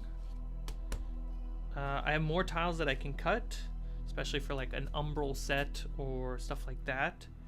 But I want to stay on track and make one complete set, not make a bunch of half-finished sets.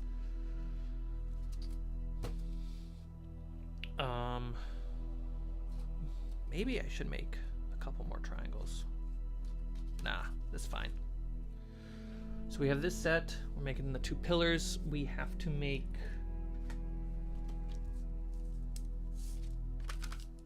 It's fine. We have 2 pillars that we need to make.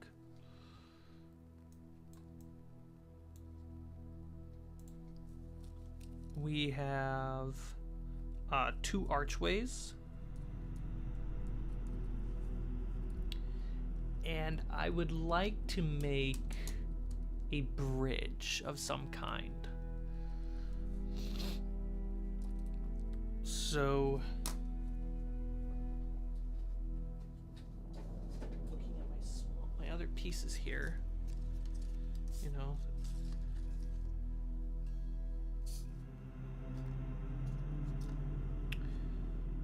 take a couple of these tiles to make a bridge.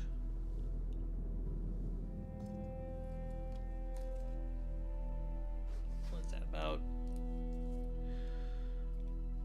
Let's go for about 3 pieces. Let's try to go for that. Stairs, we have to make those.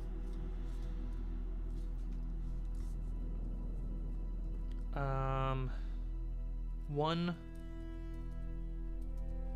straight stair, and we should do 1 spiral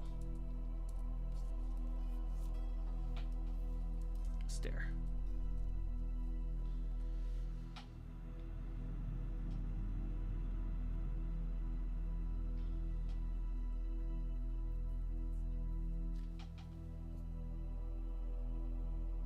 Am I missing anything?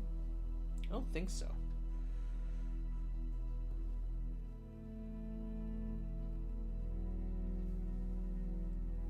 Because these equal light.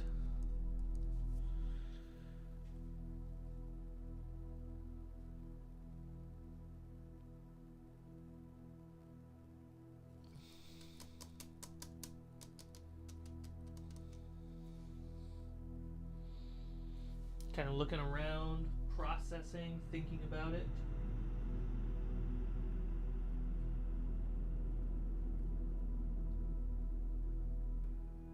Yeah, I think that's all we need. This is why I don't want to make like a bunch of different sets, because these would be all multiplied.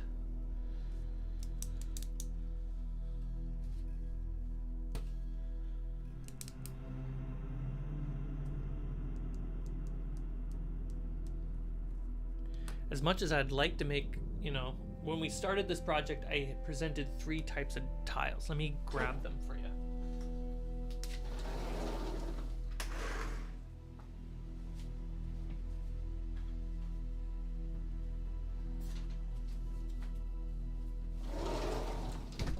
It's a bit chilly out. I presented this when we started. We have a desert version, and we have an umbral version, and then we have the stone one, the Jotun stone.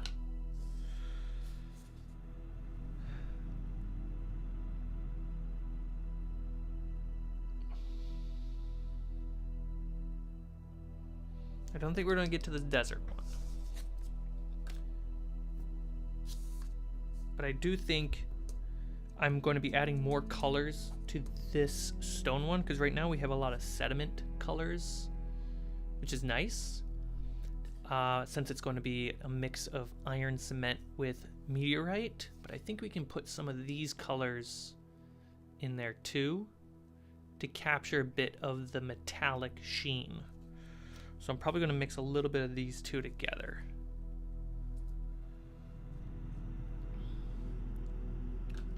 For the stairs, would they also be giant size?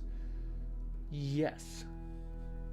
And would they be made with servants in mind too? Yes. So earlier in the stream, when we were kind of running through the dungeon, or a dungeon, I simply just grabbed these stairs. Oh, did I make? Oh wow, I made this one actually a piece too tall. That's funny. This is a good look, right? I like this function. I would kind of just take this, stick it together, and use this as my sense or an idea of a prototype. Now if I grab a giant, here we go. It would be nice if the giant could stay on it. right? So these steps are probably going to be double the width. Yeah, they're going to be very big and long. And then I'm going to have the individual steps in there as well. Thinking that when the stairs were made, they were made as a combination for the half giant, the orcs, and them themselves.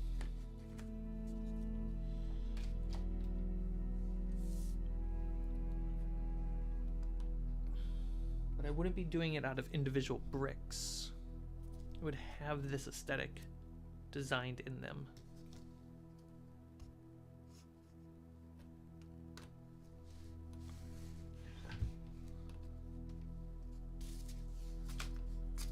What we got?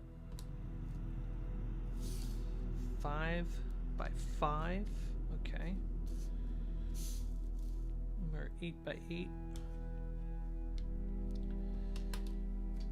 How long are these together?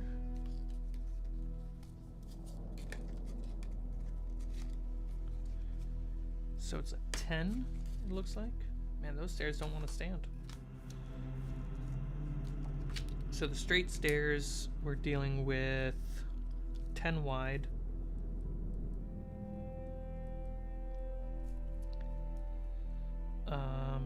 Each platform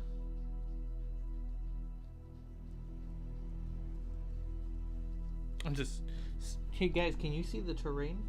This is a good view. How's this view? Sorry about that.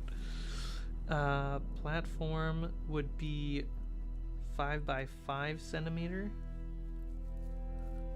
So 10 by 5. So that would be 5 centimeters deep, 10 centimeters long, each platform.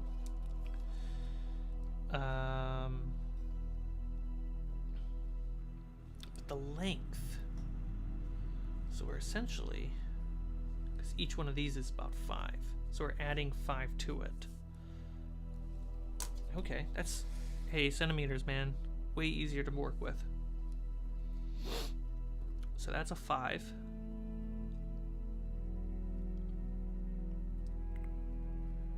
And we go to a half there, so that's a platform. 1, 2, 3, 4, 5. 5 centimeters and 5 millimeters.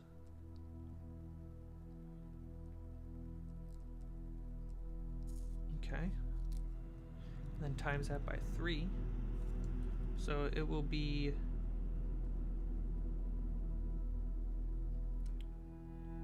15, 16, right? 16.5. Is that correct? 1, 2. Nope, didn't do my math right. 3.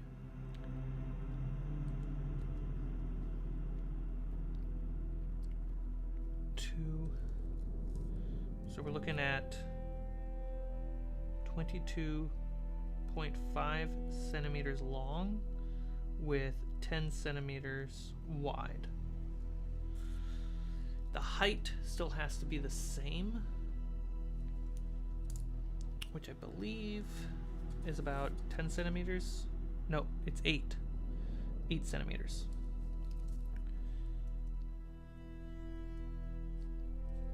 Because these need to work with this. You know, in the real world, you would build your scaffolds to the dungeons and the architecture that you discover, right? Problem is, that's very hard to do with minis. Grain Terrain, love how precise you're getting. Thank you so much for the donation. I'm in the middle of building some caverns and buried ruins for my campaign coming up. Hell yeah, man.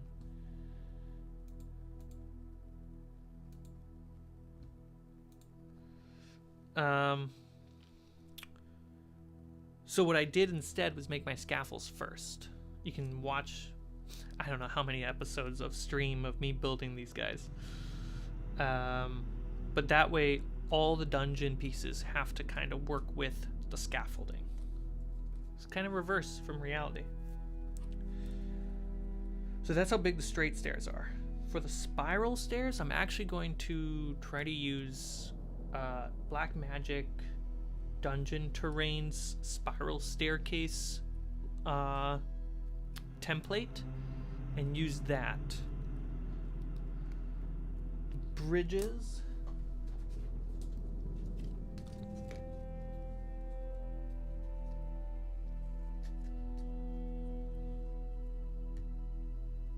Bridges should probably be 8 centimeter by 8 centimeter wide. 8 by 8 centimeter.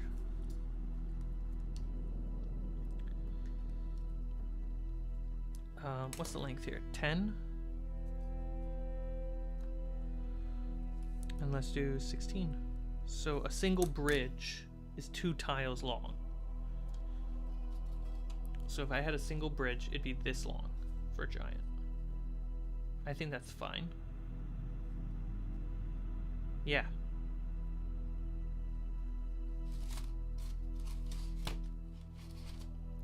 So if I had, excuse me, mister, if I had bridges, it would be like this.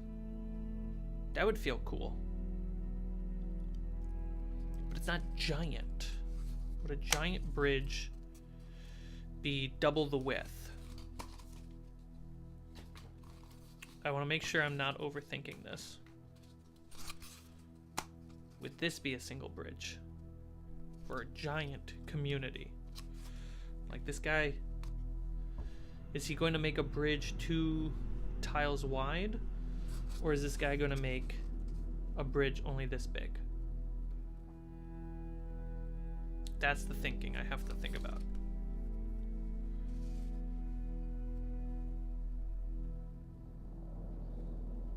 Because in reality, when we make a bridge and we're this big,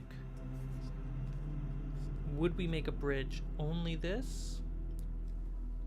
Or we would make it like we would think of roads where we have a path going left and a path going right. So a wagon could even go over this.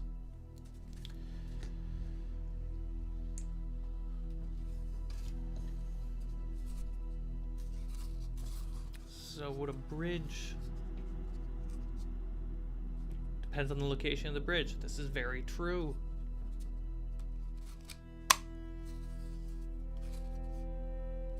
So that, you know what? The depending part is pretty smart. We can make this as the base bridge, and this can be what we work with most of the time.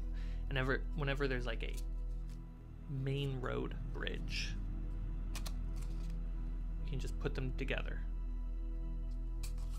Okay, let's do it that way. So let's increase the bridge count to 4 to have an even number.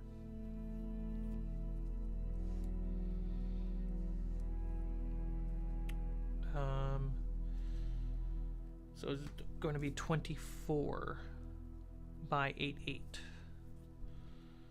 And then the legs of the bridge, I have a template for that I'm going to work with. That'll be fine. Archways.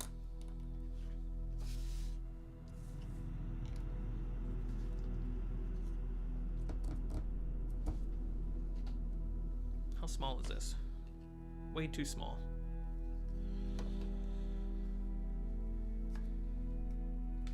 I mean, we're really working with something like this, right? A pillar and an archway should probably be something the same. Let's go with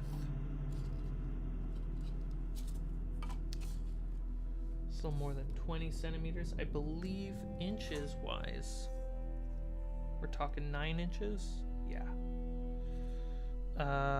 We have 8 centimeters up on the scaffold if we were to put the scaffolds next to them. 2 scaffolds is tall enough. It's because it's a broken piece. It works, I swear. Yeah, because if you were doing a scaffold on a pillar, you don't need to be perfect. So an archway, that's 16. This is 22-ish inches. 6.5 and about 9. Okay, so I'm gonna say the archway. Now let's look at the minis.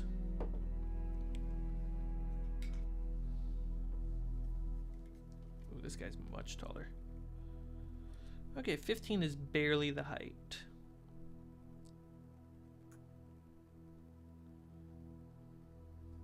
Six and a half. 6.5. How many is that? 16. It's about 16 centimeters. Give or take. I mean, that's a big archway.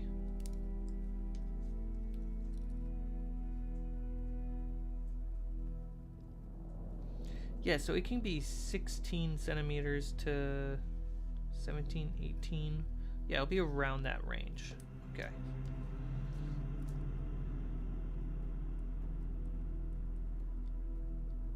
Tall, the width. What are we doing with width here? Right, we want it to feel taller than it is wider.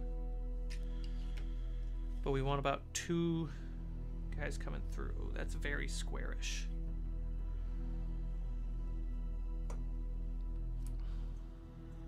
Very square.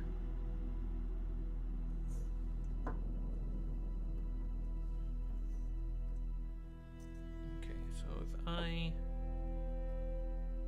do 18 instead of 16,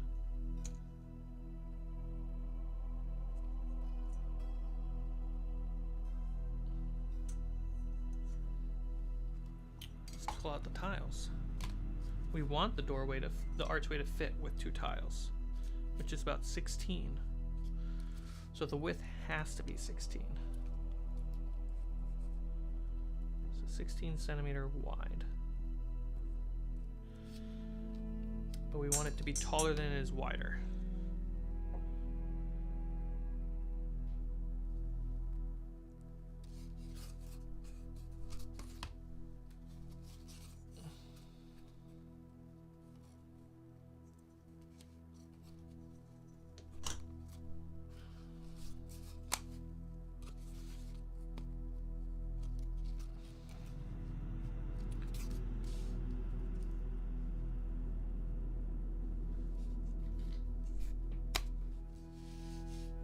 This is the size of the archway. This thing's huge.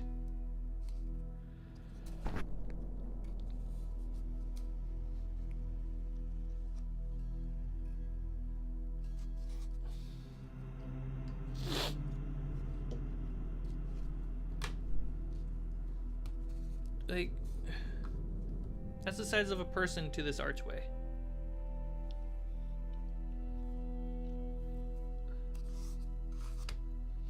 So this is the inner shape. So let's write that specifically. Inner.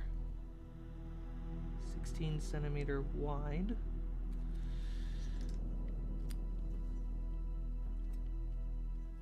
It's 24.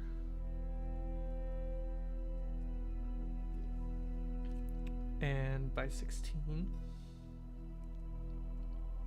Okay.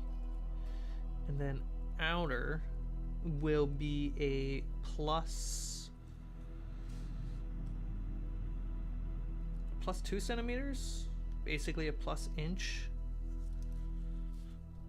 plus 2 centimeters. Okay. And then there'll be decoration and stuff, but that's a big archway. When we put the pillar Yeah. Yeah, don't need to make too many of those. Cool, cool, cool. See how helpful it is making these tiles?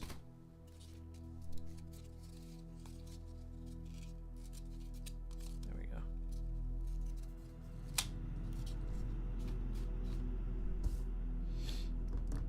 Fantastic, guys. Pillars, we have them figured out. It's right here. I think I have the template for this that I made. So I just gotta do that. I believe the base was a 45-degree cut. What are we talking about here? 5 centimeter by 8. How tall? About 5 centimeter.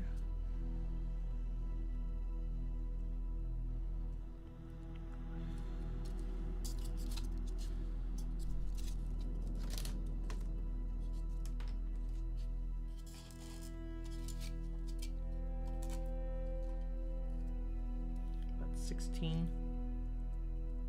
centimeter tall. About 6 inches. Yep, makes sense. Okay. And that is a 45-degree angle as well. Yep. Medieval people made doors smaller than convenient to cut down on heat loss when entering or leaving. This is true. Also, doors were made smaller because it cost less material. But that being said, the giants thought of themselves as gods. So we really have to take less inspiration from medieval and more inspiration from ancient Egypt, where they would make grand structures and high ceilings for the idea of the pharaohs, to look at the stars. That's more of what we have to consider. And then a little bit of game design where when we have a mini, we want the mini to be able to reach in and move the mini around. And then thirdly, impact. We want, when we put it down, we want the players to go, whoa, that's big. Especially when you put the little guys in there. So yeah. And then we put, you know, the tents and everything in there. Like, when we think about the tiles themselves, just trying to make things easier on you. Thank you, man.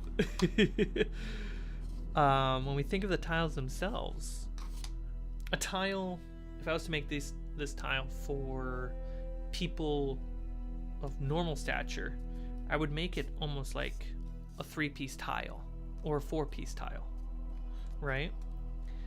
And the idea of the giant's version of the tile is just one slab over the same square footage. Should give you a sense of a 3 times to 4 times larger feel.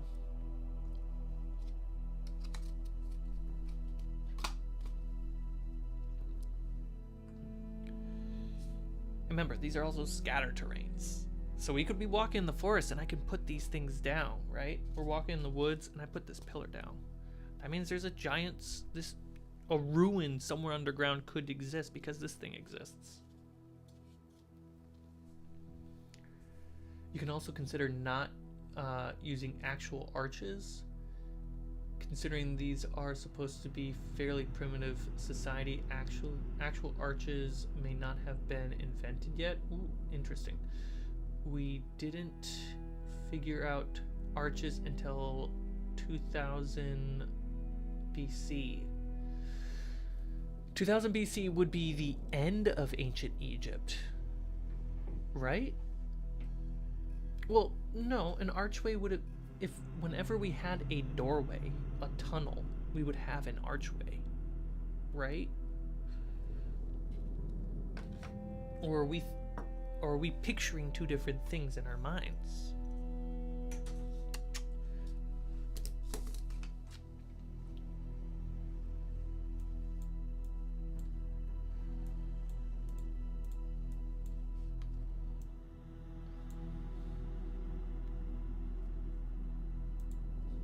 (2000 BC)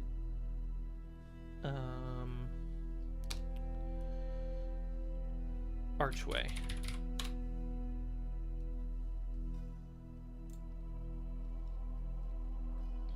Aha.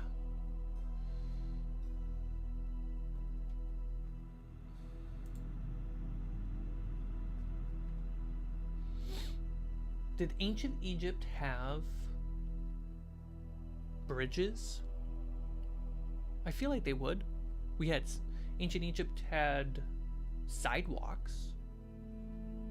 And they made stone slabs. Or am I thinking ancient Greece? Around 2000 BC, they would be close enough to each other.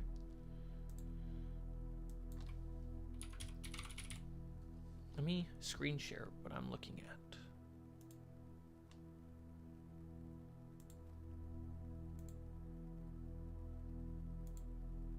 There we go.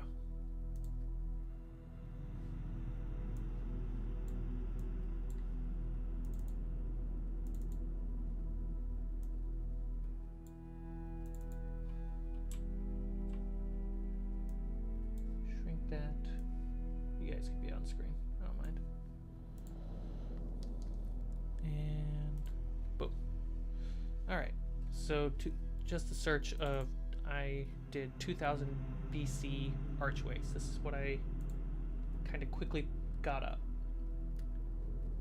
Just a straight top for an opening has been used forever, right? But a carved arch. First bridges were likely built in Egypt, Mesopotamia, and India, right? Ancient archway.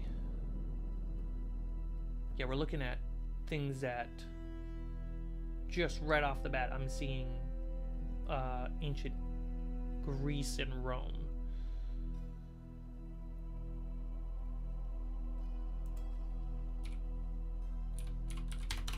Ancient Egypt archway? What do we get? Oh god, that looks so cool.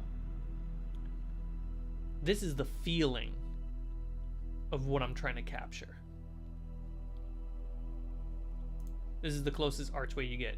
It's a rock on two pillars.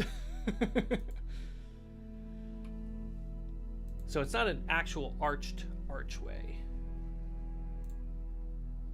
That's a sketch. I doubt this is actually. I'll bring it up on another page. Yeah, this is more accurate to what's in my head.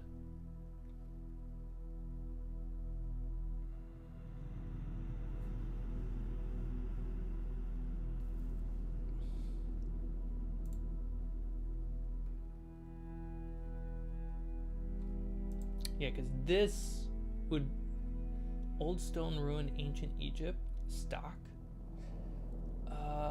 I doubt that's Egyptian. When we're comparing this type of architecture, this would not be there.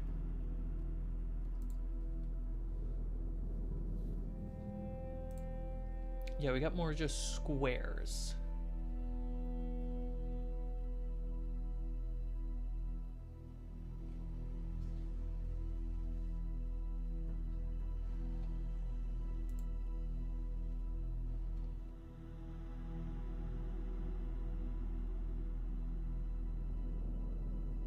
That's cool. This is really cool.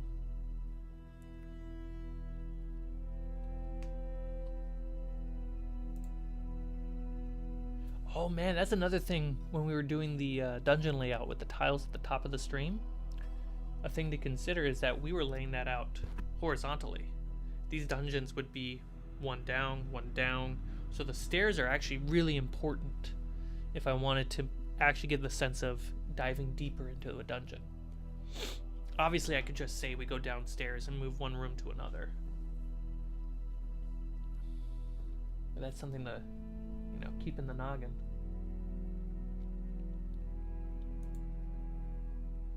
Like, this is gorgeous. We got 2 pillars and a big ass door.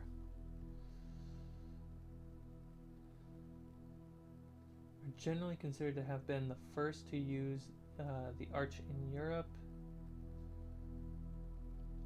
4th century BC is considered the first example of a true arch. Okay. So I guess maybe archway isn't the right word. Right?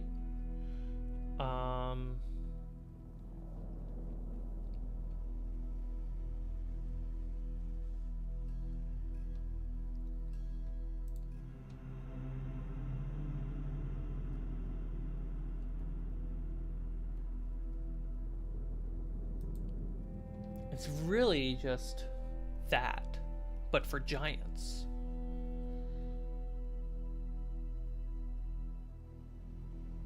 I guess I consider just doorway being an archway when you compare scale-wise.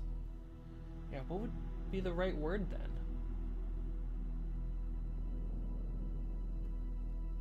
Passageway?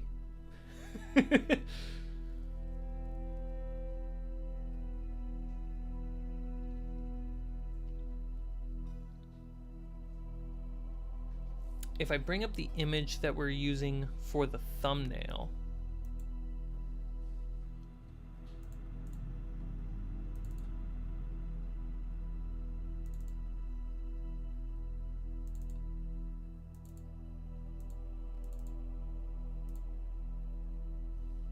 is that the, I don't think that's the correct image.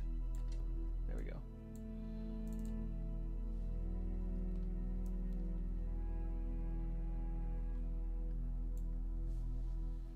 Entryway, yeah, that's probably more accurate. So this is custom art made by Clara Efan. This is what we're using as a thumbnail for this stream and the series. So this is an ancient Jotunheim dungeon. We have dead Roman elves. We have an orc an orc death knight with Jotun stone armor.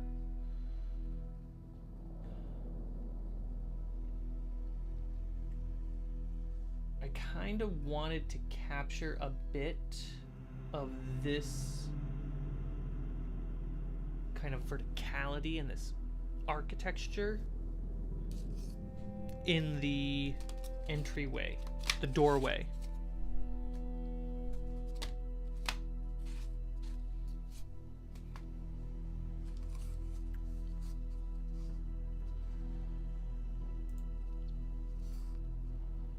So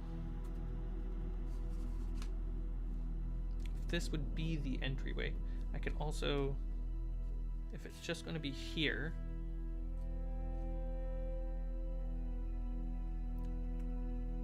I can put another piece on top to give it a flare. So it can go this, here, and then up. So it would look like, nope, I already used that. Scrap note card. So it would look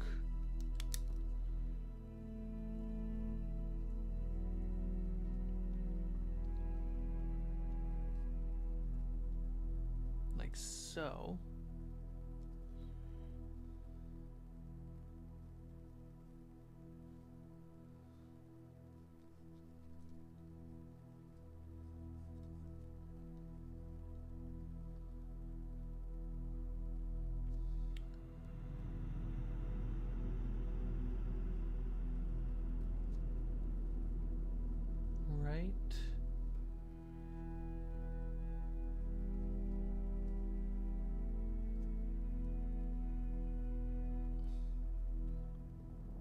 This would just peak right there. We'd make a nice little cross there. This would fade up.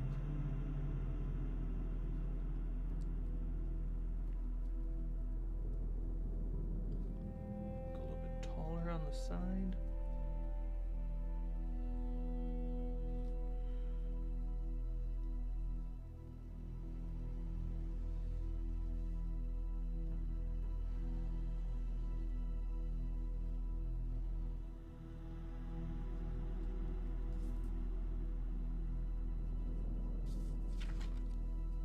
Something like this.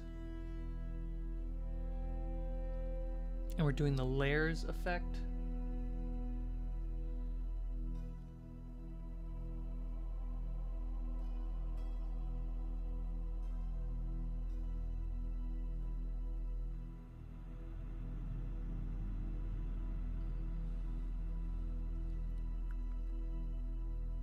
Possibly. But we need just square. Now, I like the Forerunner vibes. So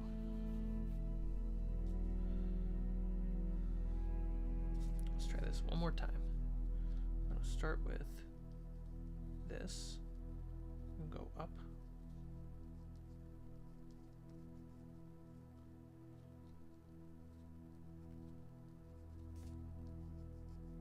Okay.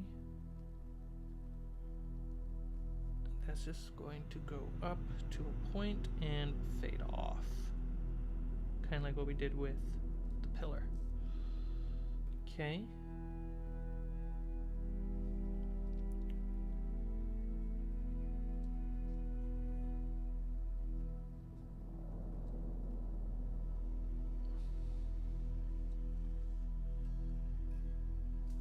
This would not be a peak, that would be a plat.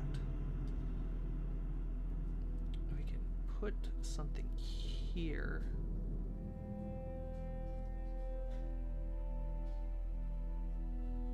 Start with the art and work our way backwards.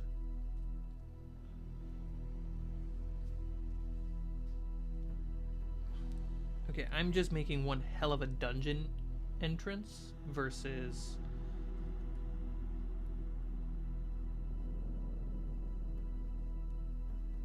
like, are we gonna see this every time we go through a doorway?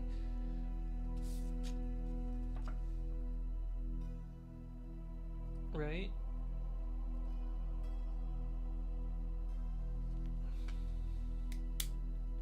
Maybe.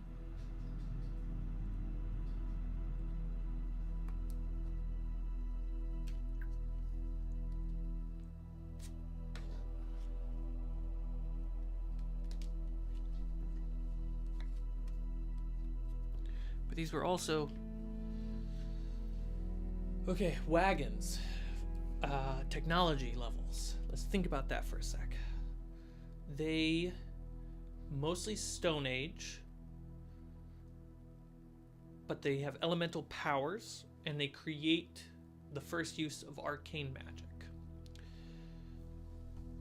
That's what we're setting ourselves up for. Orcs exist that make their armor out of Jotun stone, just like the buildings. Their weapons are made out of the same thing. It's iron cement mixed with meteorite. So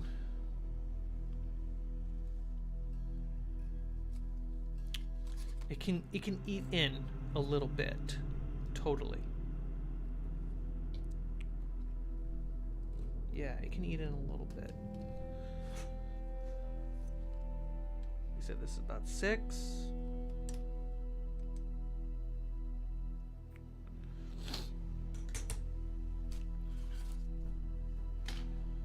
So even though it's 2 tiles wide, right? It should, in the middle, fit 1 tile.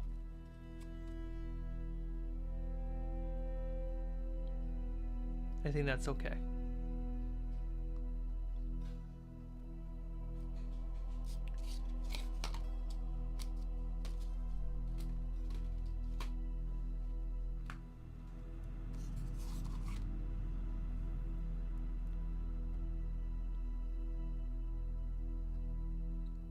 Oh, the current, if you want to get giant minis, currently, not just on Etsy, but eBay, you can get WizKids minis, and there's such good giants out there.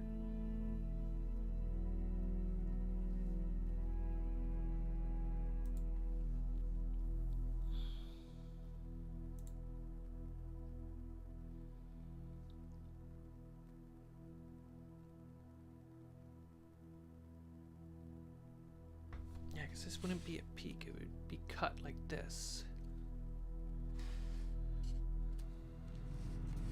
Or,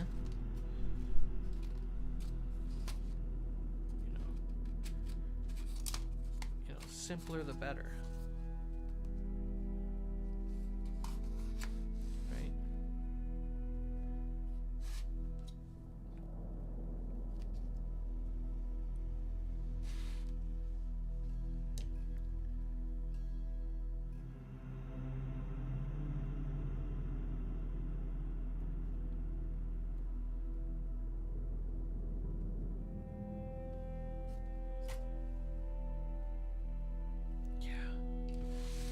Okay.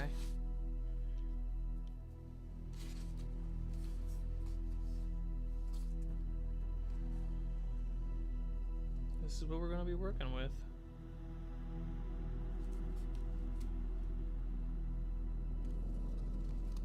It's a big piece.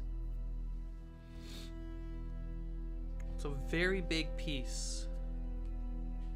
And it's going to be very fragile because it's just going to be the framing, really. It might be smart to have it in two pieces with magnets holding it together. So for storage, I can just fold it and put it away like so. That might be smart.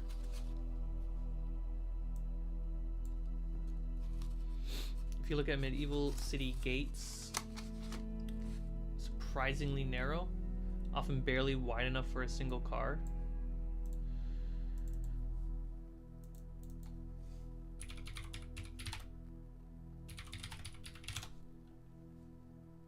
True. It's just good enough for one wagon. Right? Like one wagon or like 2 rows of soldiers.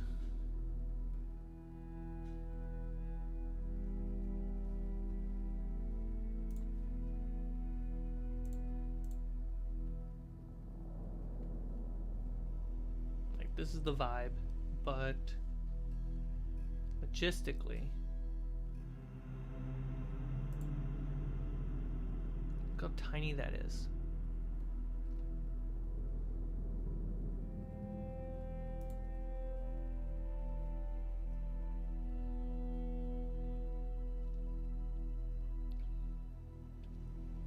See if we can get one with a person standing in it. I mean, that's vibes, right?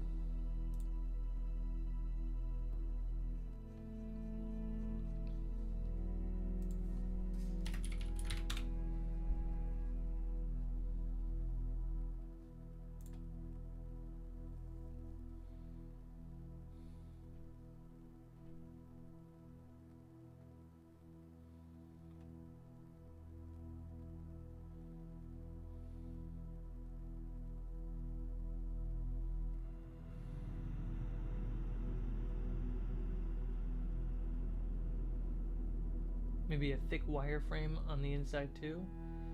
Possibly. Put a couple wires in there to just help.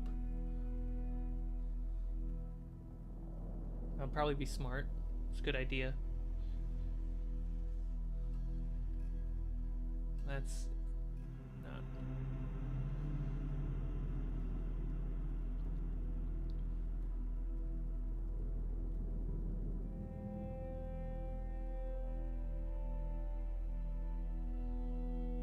Okay, so we really are talking about some colossal sized pieces we're about to dive into. The most complicated one will be the pillar. I think. I could be wrong.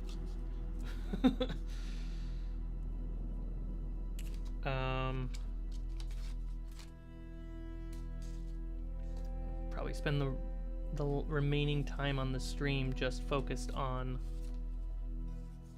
getting a clear vision for these pieces.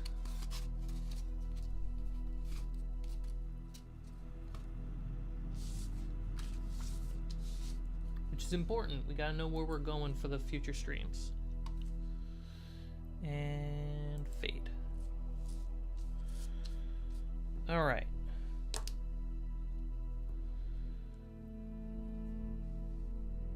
So.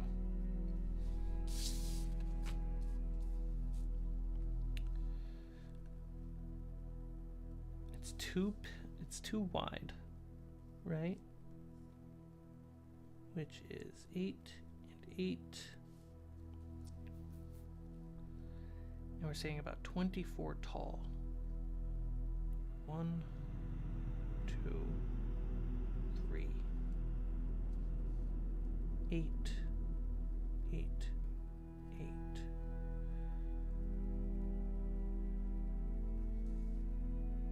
Am I leaning over it? I am.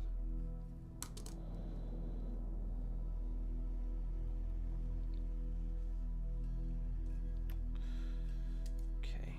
And then the top, we want to capture that. So this is the opening shape that I want.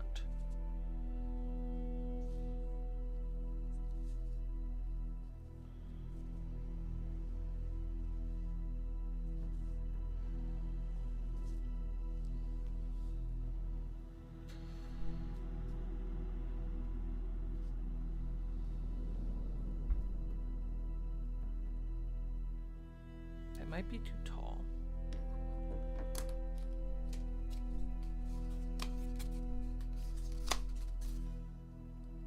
Yeah, let's shrink that down. I made it too tall.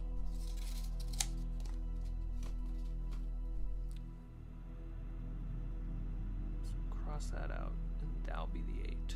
So the third piece, right? Break it into thirds. Third piece is going to be halves, so we got some triangles going on there. That's the thought. Okay, so next.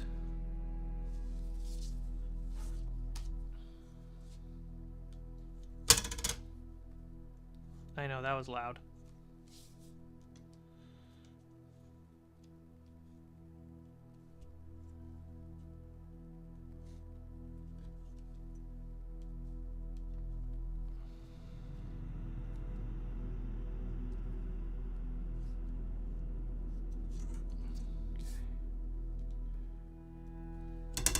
Jeez, my sleeve keeps catching it. I'm sorry.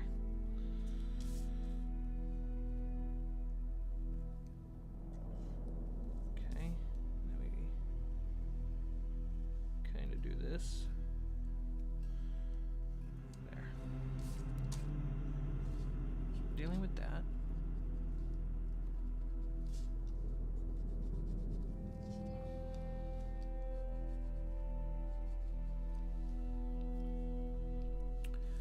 Look at this, the main structure is likely to be, instead of 1 inch out, we'll make 2 inches. So about 5 centimeters out. Yeah. So this is 16, this is going to be 5. We're going to have 5 on both sides. So this is going to be about a 26 centimeter. It's going to be huge. 5, 10, 15. We could make it shorter. just 10. If we made it 10 wide. So let's do that. So that's 5 and 5. So 10 centimeters. That's the size of the opening. And then we add 5 centimeters on both sides. So we're talking a 20 centimeter piece.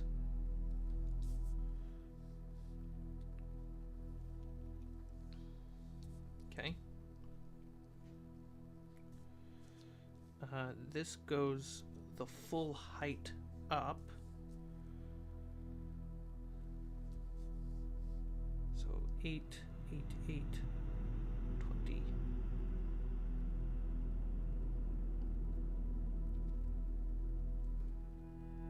Yeah, we'll make this 20.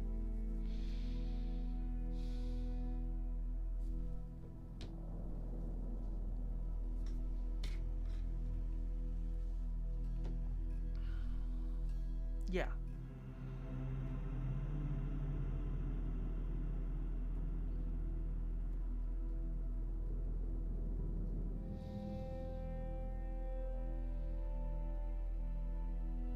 I'm looking at the grid on here. Holy shit. Holy shit.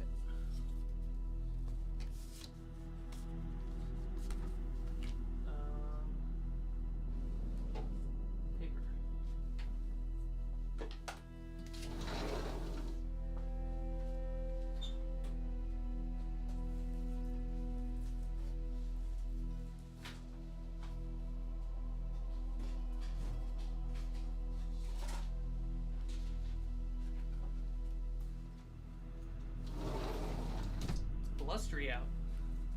All right. So, I know my Sunday streams go long. It's just a lot of problem solving. All right, we're actually going to figure that out. So, 10 centimeters.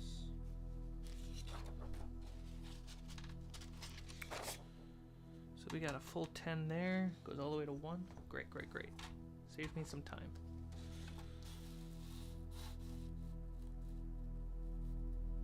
So that is 10.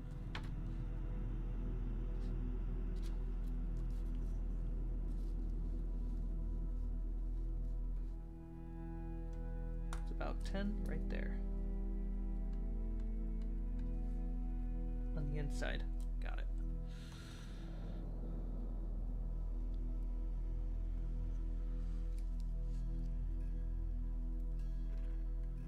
Shy. There we go.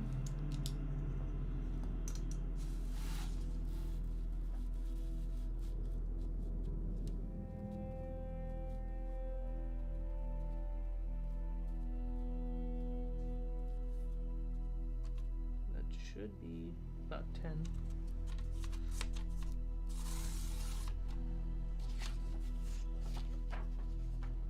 Okay. And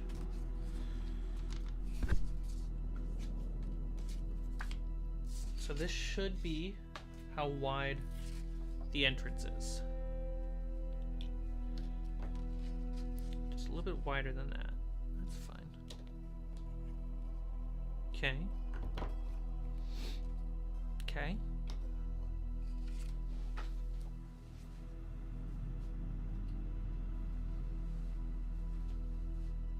Okay.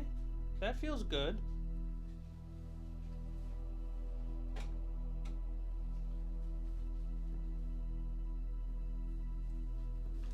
Ooh.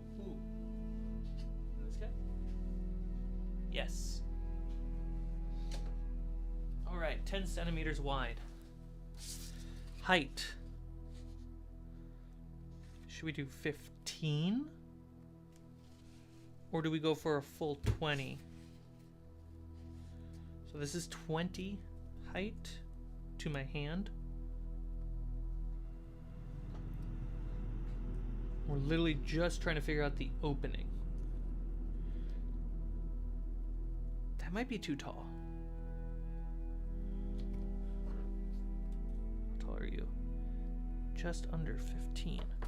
So if we actually went down to 15, so a 10 by 15,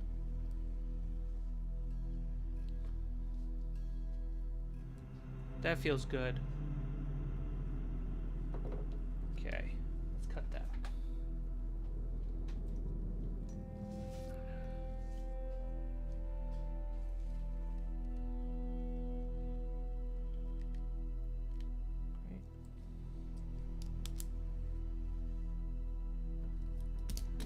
And if we're starting with a foot long piece, we might be able to just cut in half and walk away with things. There's possibilities, no guarantees.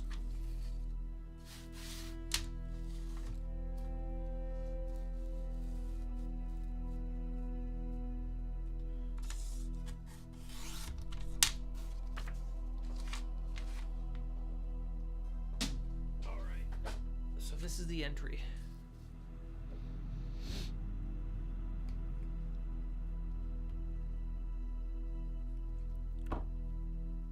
Was saying that I would like to have diagonal on there.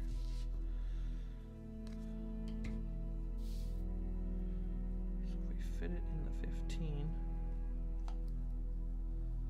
let's grab my square.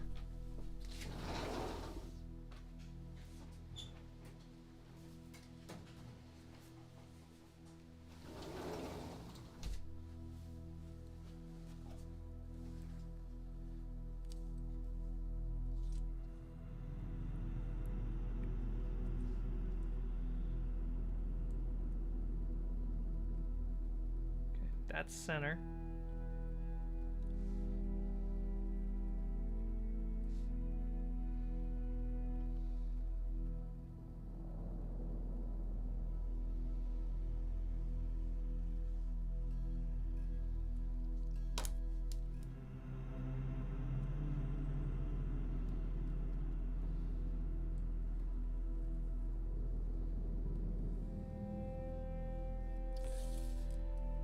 That.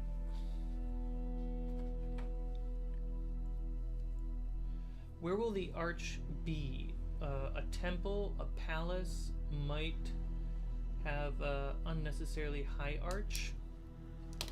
Fair point. For me, I'm thinking doorways right now, right? So the archway aspect, the bigger, grander archway, would be for a fortress or a temple. And for the giants, a fortress and a temple would kind of be the same place. So there would probably be one like set piece that we could make that could exist as a bigger version of this. That would rarely be used, so we would only make one, and it'd just be a nice set piece like we did with the stairs with a door. Or we can decorate this to feel bigger, right?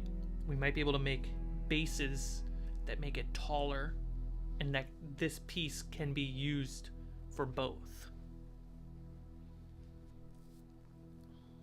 Okay, so get the square back. Double check. Yeah, we're good there. Center mark there. You know where they end. Beautiful. So we don't want just straight up, we want it to come down just a bit.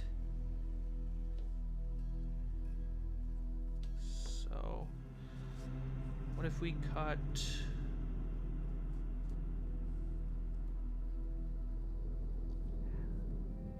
two marks, half cent and full cent.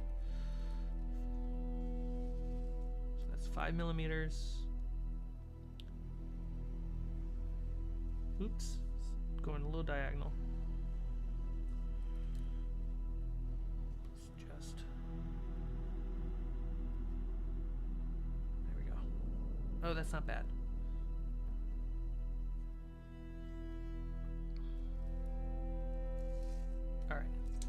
So we'll work with that.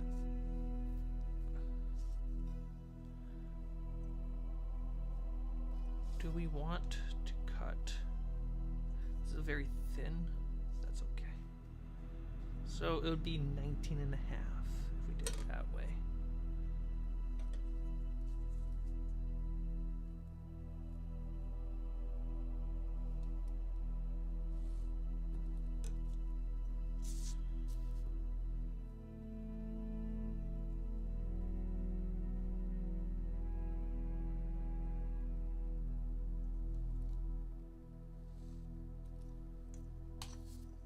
Okay.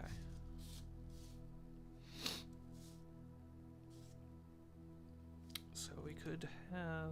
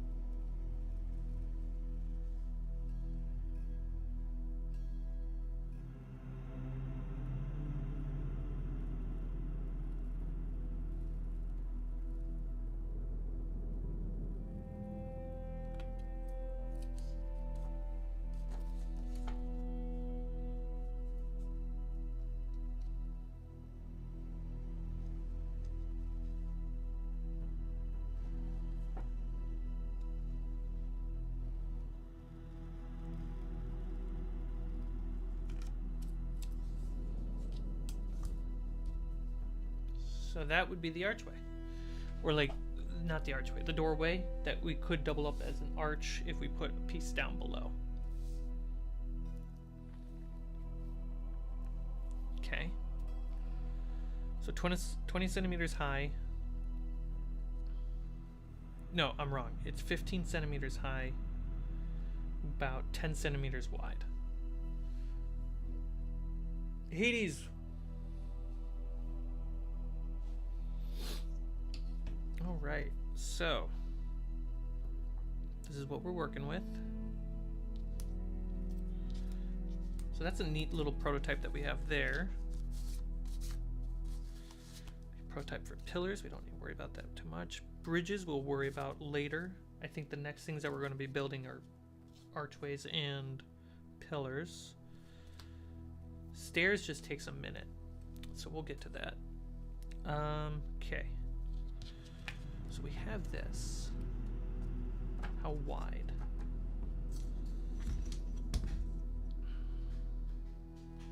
Two centimeters wide? Because we're just putting it somewhere?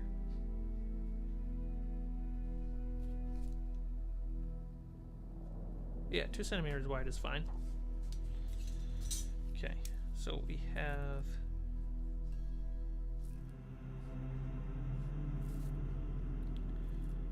We have 15.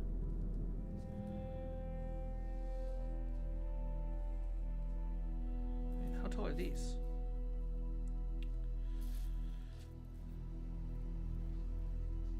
5, 10... 12?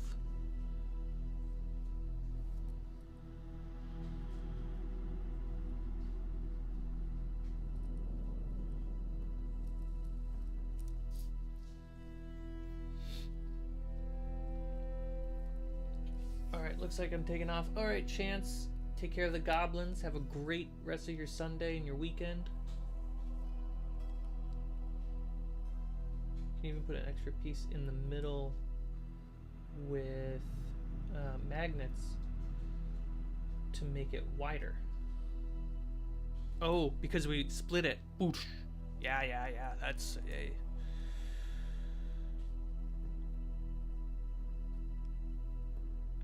Okay, so that's 10. How wide is this? 3 centimeters?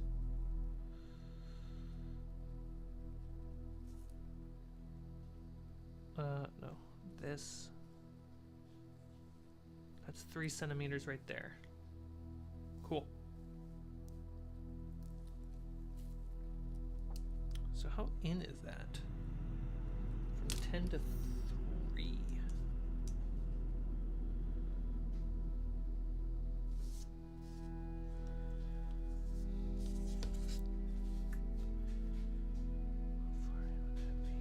1, 2, 3, 1, 2, 3, 1, 2, 3.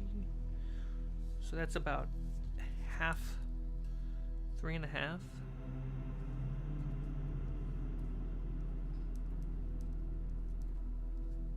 Okay.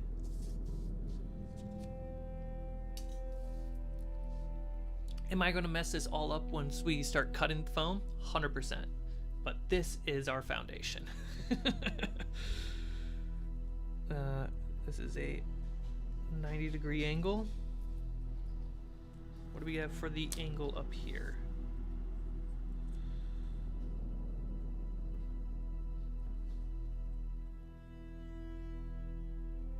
I think that's a solid 45 actually. Pretty close to a 45. Come on, fingers, give it to me.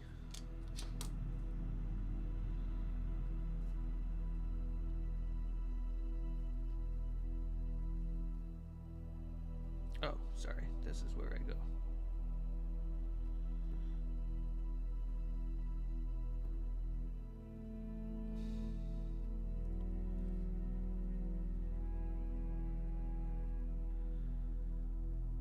Am I using this right?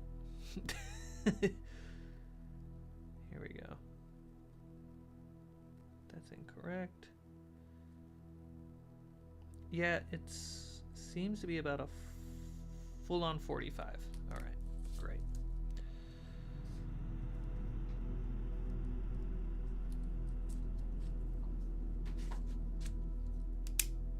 How you guys y'all doing on this fine day? It's blustery out, Hades. It is blustery.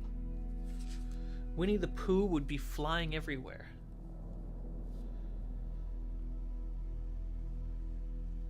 I haven't seen one of those since school days. I don't remember to use that. Yeah, I was literally just like, okay, I'm just gonna match the line. And 40's pretty close. 45's spot on. Cool. So that's the dimensions of the archway doorway. We can add more pieces to make it wider with magnets like Sneaky brought up, and to make it taller to be more of a castle entrance, we can add a piece down below. I think the added piece would be like just a solid 5-centimeter chunk, just boof, just brings it up to 20. That's pretty cool and big. So it goes from this to that. Or would it go? I don't know. We'll figure that out. Width-wise, if we start at 20, the added piece. What do you guys think? If this was the entrance to a fortress, would it be twice as wide? So another 10 centimeters out. Just trying to think of the piece to add in the middle. I think that'd be too wide. Maybe just 5-centimeter top, 5-centimeter bottom, and just, yeah, I think that'd be fine. Okay, cool. So now we need to think about around it. I know I'm using the same color, and that's not going to help you guys on camera.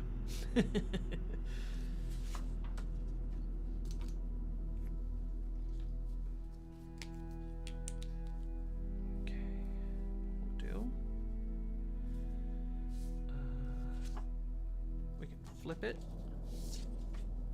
No, we want to see numbers.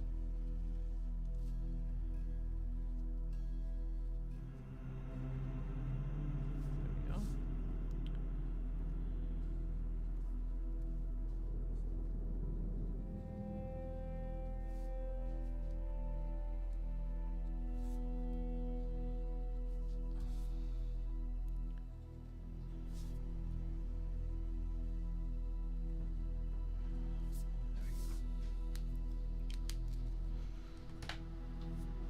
Good use of a highlighter.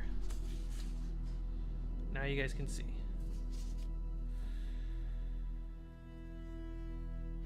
So some of the things I was writing down is 2-centimeter increase on the outside. What are we looking at here?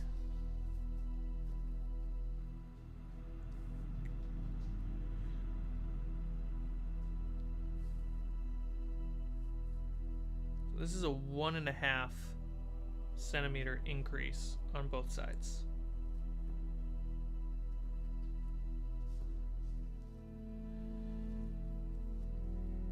I think it needs to be wider than that.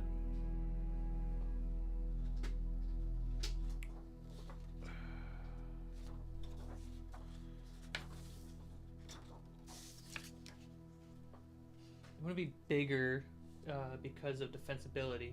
For a temple or other structure that just has to impress, it can be as big as possible.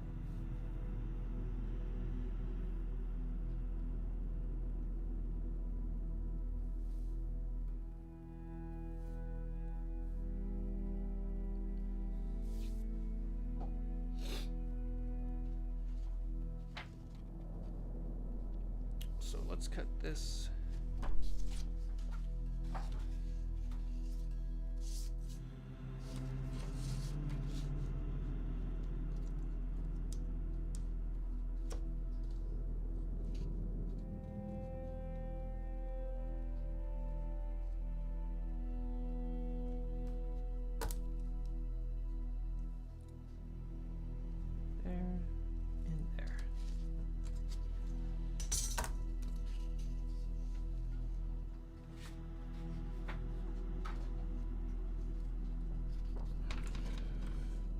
True,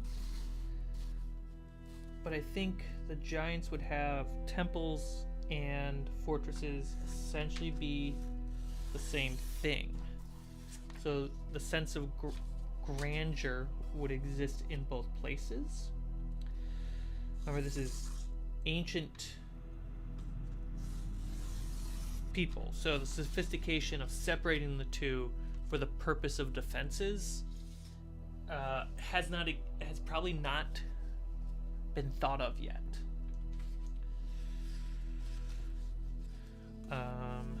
And those ancient fortresses would exist for the sole purposes of the colossals, which were the pantheon. 2. So we get a 2 on this side, 2 on this side. That feels right.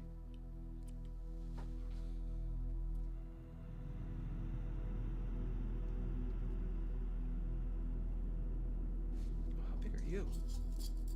1? Ooh, I have that. I know what I'm doing. I have a clever Thaluthan. So we'll do 3 on each side. Yeah. Okay, 3 on each side.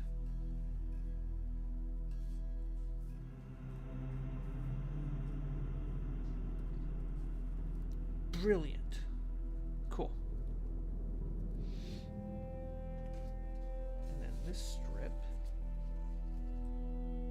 it down to 1 centimeter.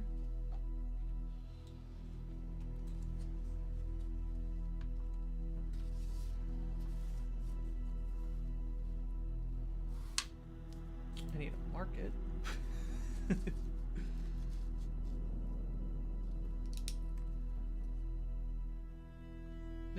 This is really the reason why I've switched a lot of my measuring over to metric, is all the tools I use are gridded in metric.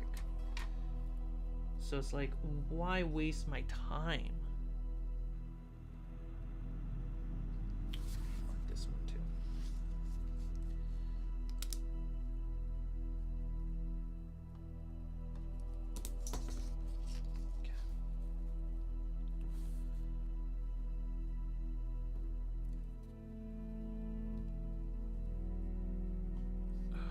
Fingers.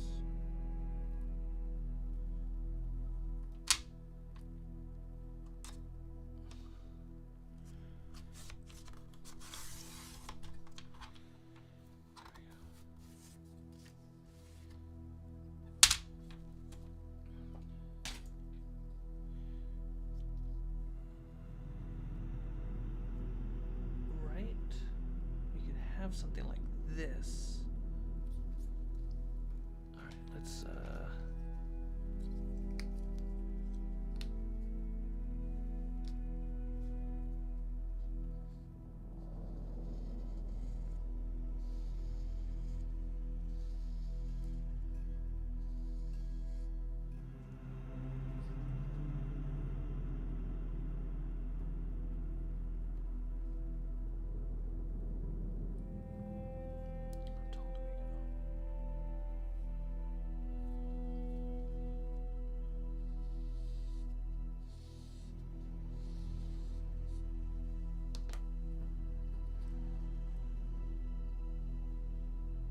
yeah, okay.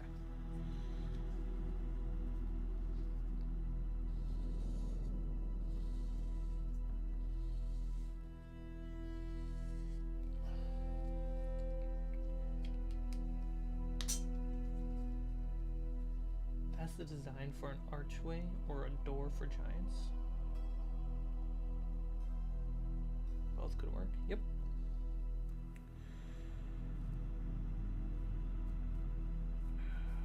Let's just make a mark so I know where I'm looking here. So we're talking 3.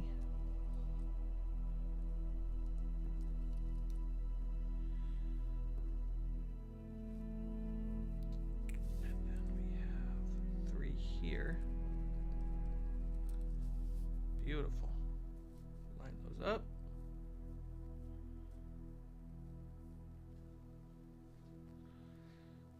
And so this, I'm thinking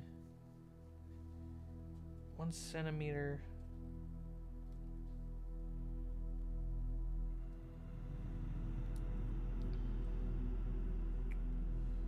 So we can cut this at 12, right? Because that's the height.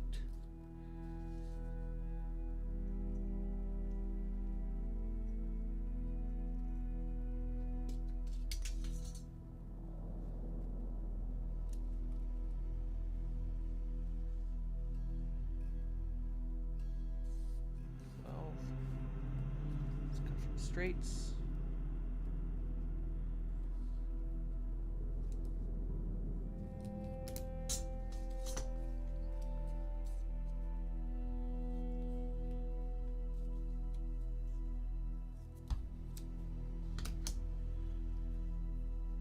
This would exist right here on the sides. Let's make sure you guys can see these.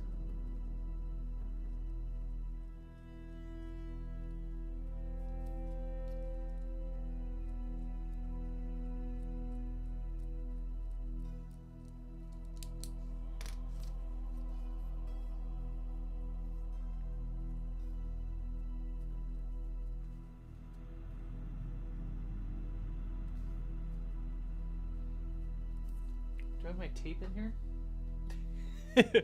Oh, my head!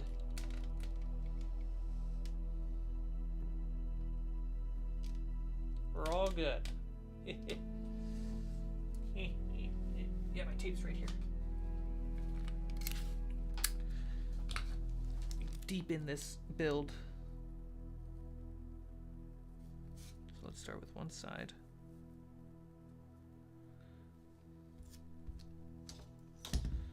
Three centimeters.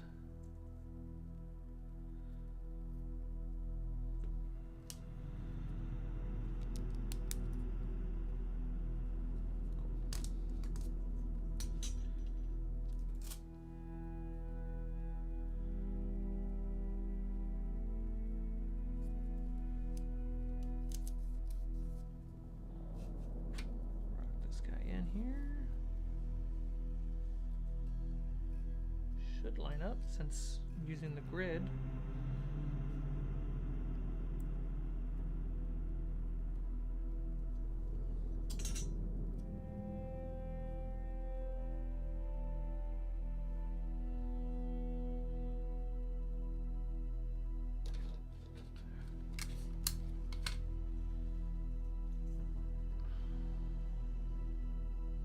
Yeah.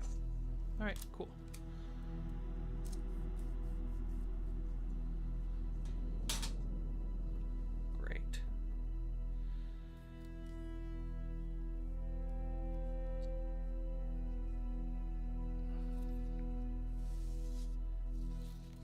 the structure, that's what these are. We want, so that's 3 centimeters. So let's go 3 centimeters tall. What does that give me?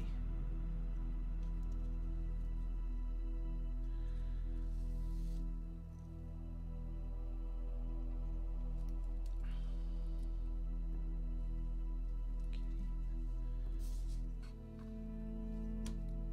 This is 15, so it would match to that height. Okay. And we will actually say that is 3 centimeters.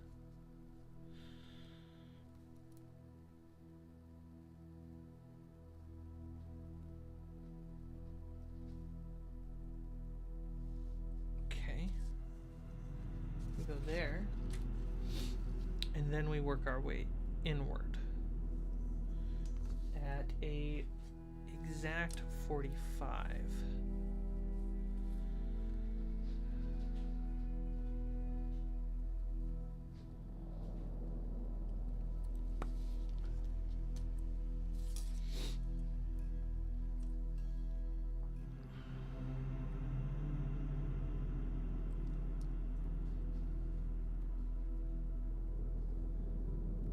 And 140 are the same spot.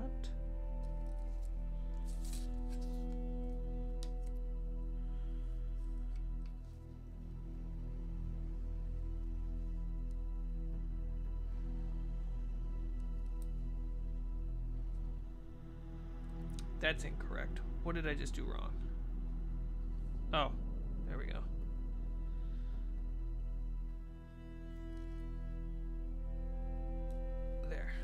That's accurate. You didn't do the shaky cam, right? Let's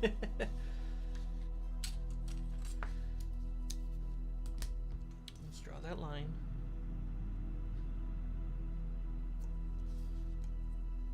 That's right. I use this as my grid for the line because I don't have a straight square. So what I want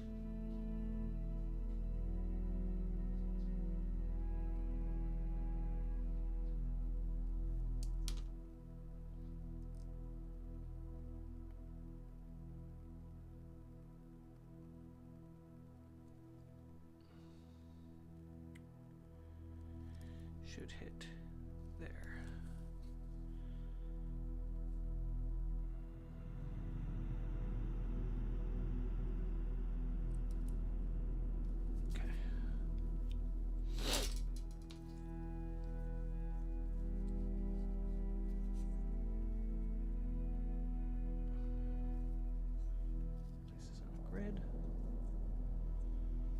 See it. Come on. There we go.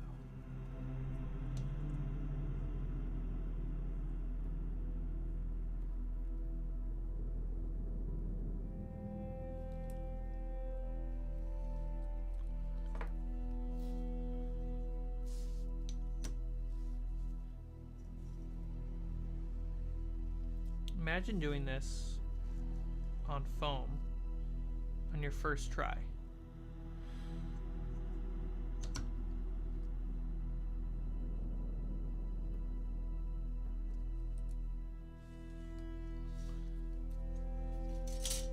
It would not go well.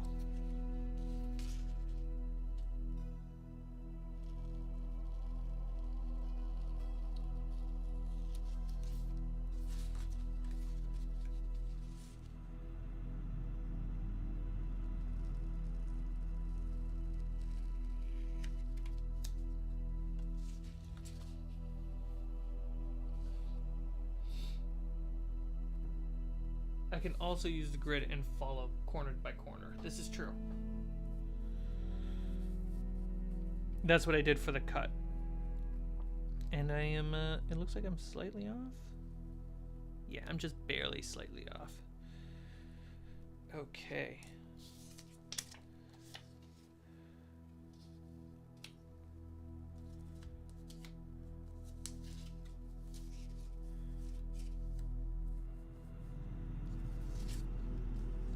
What do we think about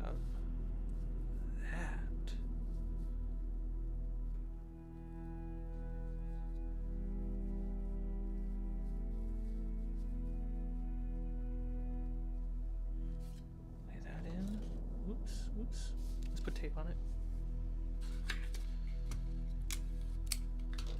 Okay.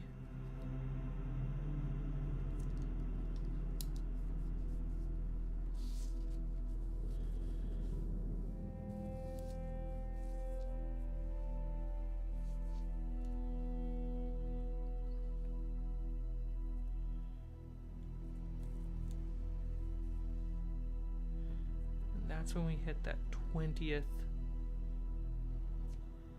Oh no, we want this tall.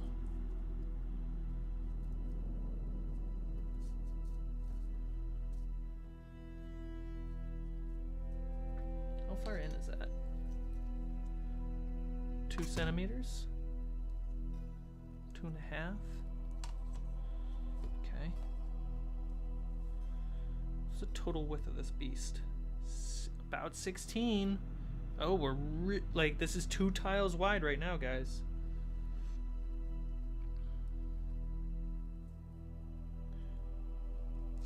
So this can go into matching about 3. About 3 centimeters in.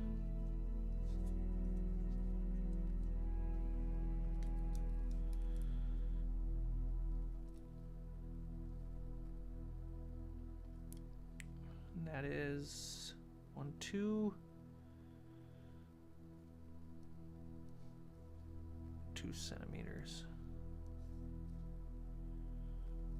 Great. How tall?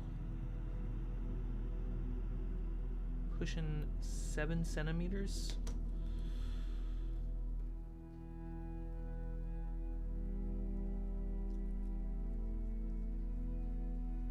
Okay. How tall is this? 15? Yeah. Just make a line so we know that we measured it.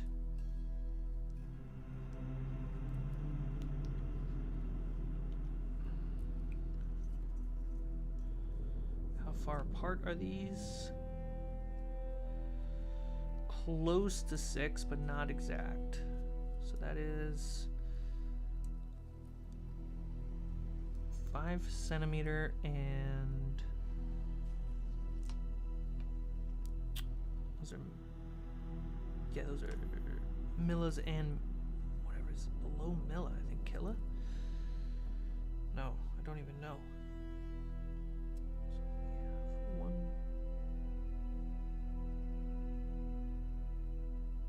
2,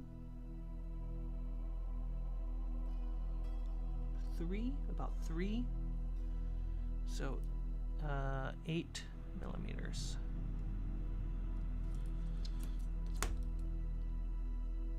From here across. Okay.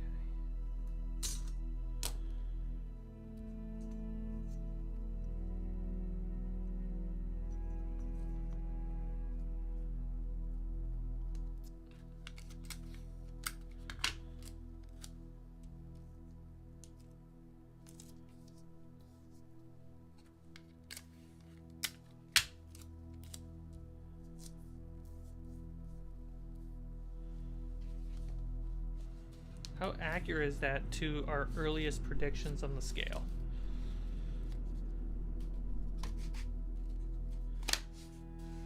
Oh, that's pretty close.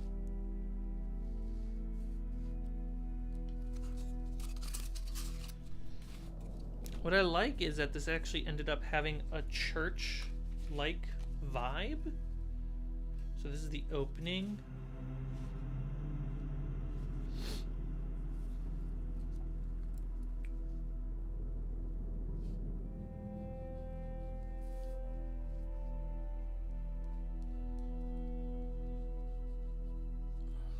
See, there we go.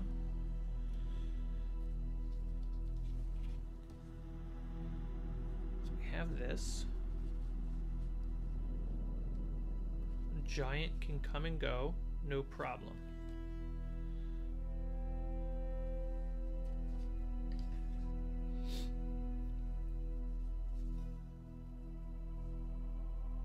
As a contractor, Yeah, right? Okay, so that's that. But we want more.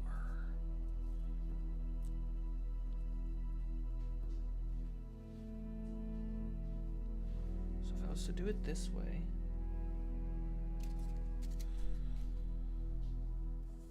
I think we could just do it to one side. Save ourselves some material.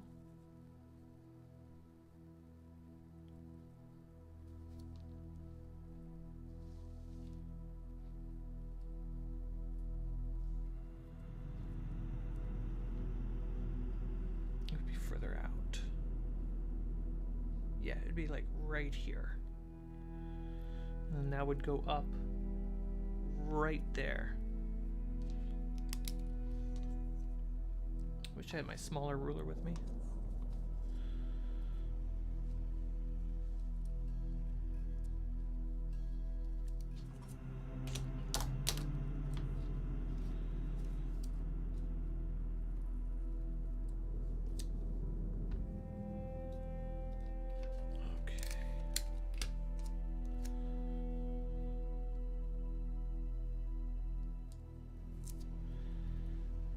So how far apart is that?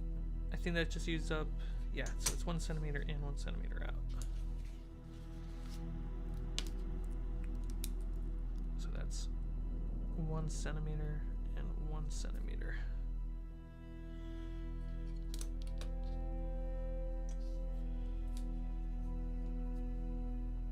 And then we just lock that in to match. It does shrink like it should be here. Okay, what if we flip that? I did it. I made it work. Okay, let's color the other side.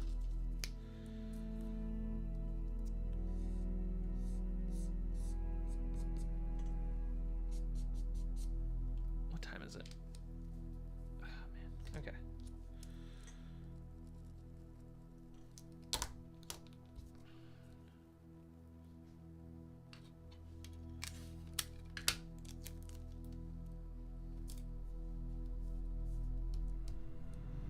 Go.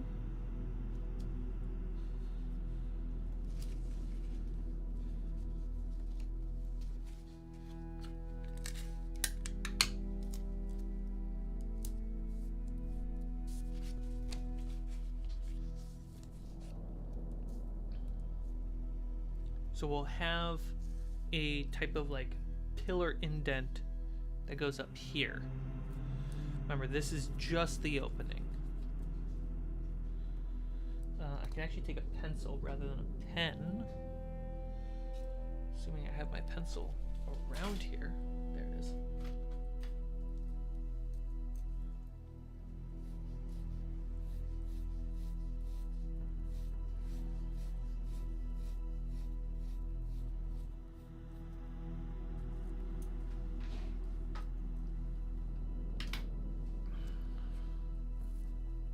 So we'll have a pillar hit there.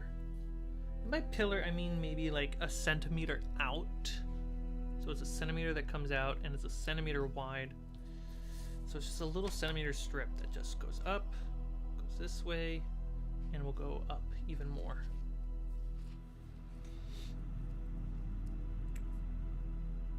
Does it go this tall? Does it go taller? Does it go all the way?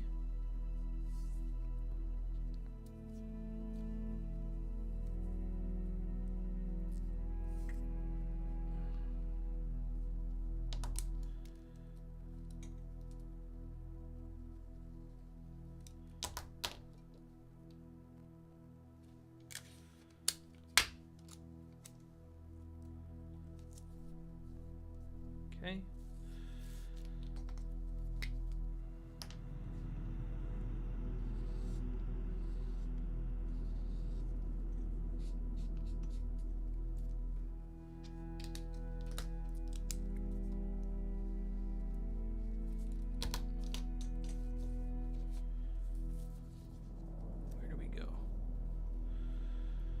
straight to it. Yeah.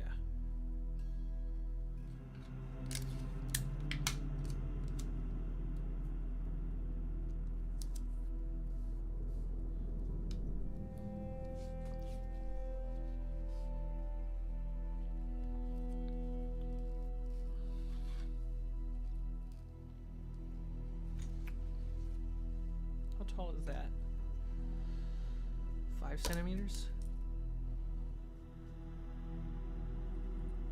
That is 5 centimeters.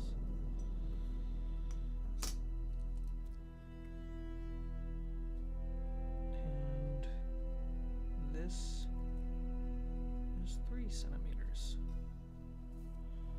Okay.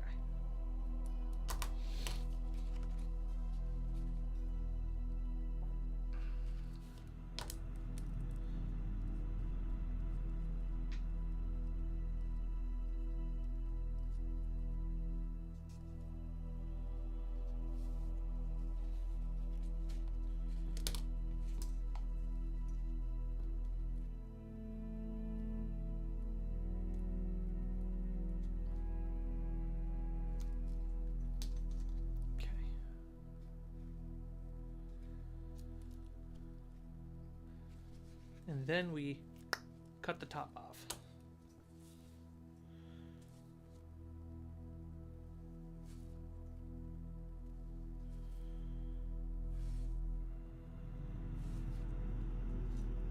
Two centimeters. Is that the logic? What was my logic before?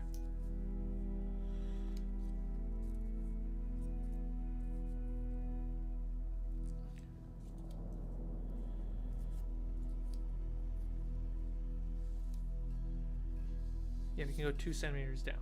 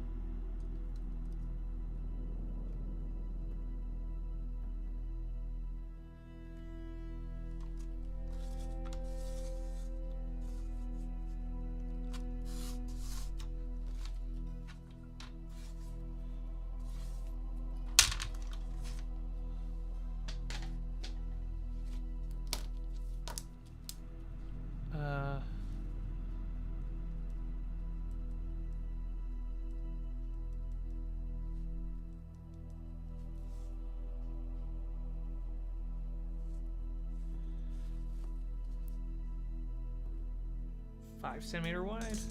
Love it.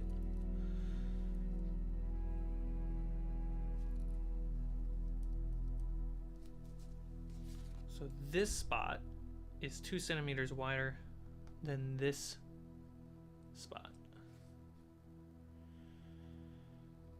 Okay. How much taller it is from here?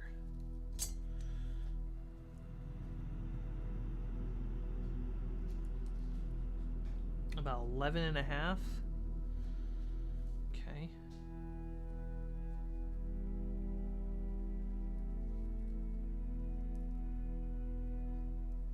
.5 centimeters.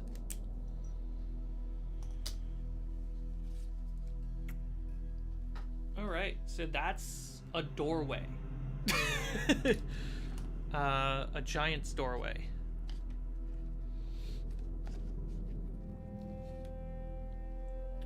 We can, once it's built out, there can be a nook here, because we're talking 2 centimeters wide, right? We could make it 5 centimeters wide.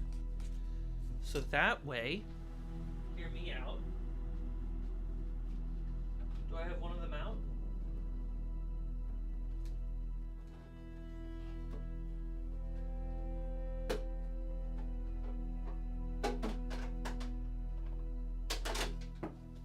Toys are falling. Oh, here we go. Let's grab 2 minis. if we make the wall 5 centimeters thick, right, versus 2 centimeters thick, it has 1 less chance of breaking. Who needs college to study architecture? If we have 5 centimeters thick, we have less chance of the whole thing falling apart. Also, we have harpies and gargoyles that we could put a nook in here for them to kind of sit in. The harpy's a little difficult, but I can always add a centimeter ledge to make it 6 centimeters. And so I can have a gargoyle or something like in here. That would be cool. How tall are we dealing with here? 5, 6, 6. Yeah, so that's 5. We can't go wider than 5 centimeters. So we're dealing with 5 centimeters and 8 millimeters. So we want to make just a 5 millimeter gap. That's 4 millimeters in on both sides.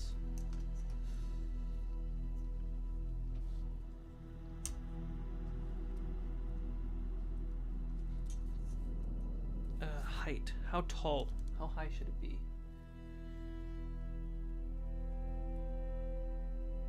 And let's do a solid. We got 11 centimeters to work with. Let's do 3. If we do 3, then 5, that's 8 of the 11. That's a nice gap of nothingness happening up there. That's fine. Okay, so we'll go 3 centimeters taller. There. So that's gonna be 3 centimeters. And we need this to be 4 centimeters. 4 millimeters, right? Yes, very tiny.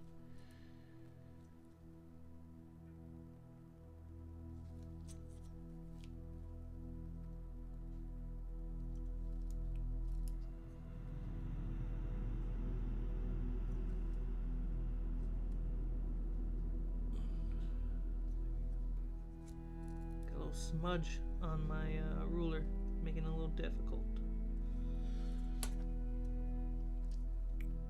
Oh, I'm drawing at the wrong spot. We want it here. Great. All right, so that would be 5 centimeters. Wait, it's 5 and 8. So why is that 4.5?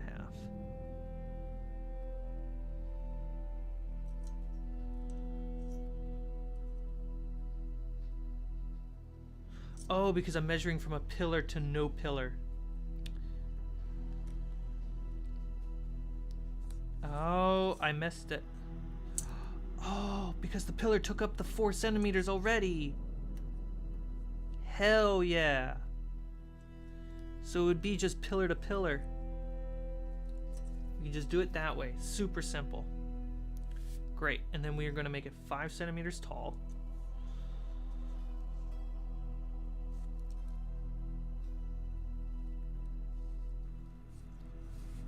Great.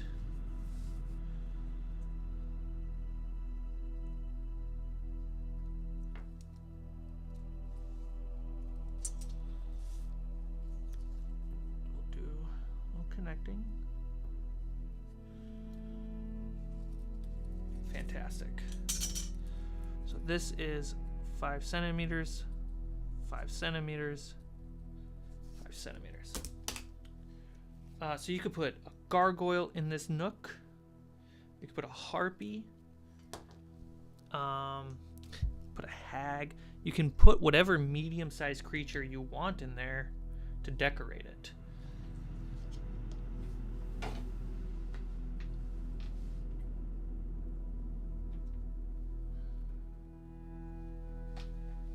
You could put a werewolf, an archer. If you have a wormling mini, you can use that as a dragon statue.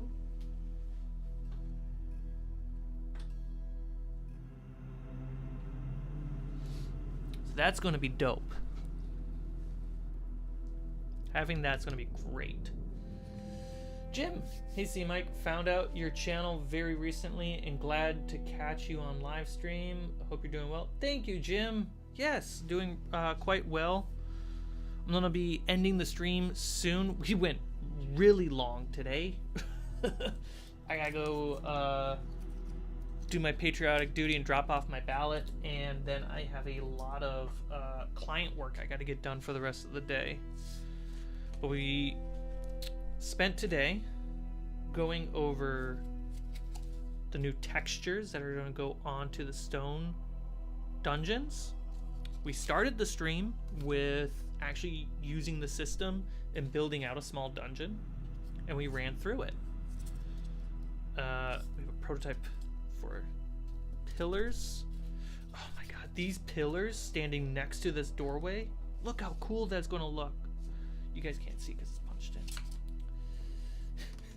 I'm super excited right now.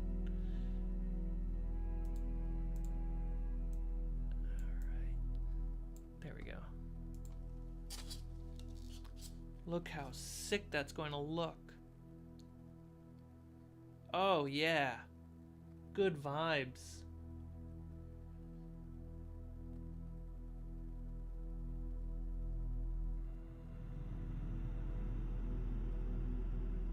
That's going to feel great. And then, yeah, stay put. Stay put there. Then, as we were talking earlier, Sneaky brought up, we can cut this whole thing in half and have an added piece that we can put in the middle and put an added piece on the bottom, so we can always increase the size of this for a grander entrance. But I don't think we need a grander entrance than this, guys. I think the only thing that would be cool to add to this, no, it's asymmetric because the glue piece for the prototype is all bent up. There's like a piece of metal in there just holding it together.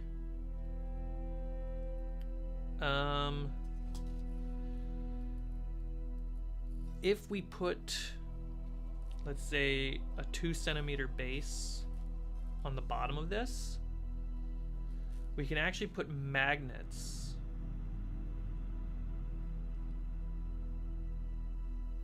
I'm wondering the best way to put magnets in this, because we have some diagonals, so we can have doors that open and I can just swing them on the magnet. That dungeon's gonna be huge, dude. I mean, hey guys, you can jump to the beginning of this stream and see a small version of these dungeons. We randomly generated it using Shadowdark, and yeah. If I was to make doors, you can't really swing it there. You'd actually want hinges.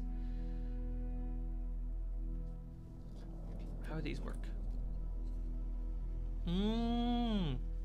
Ooh, false hinges.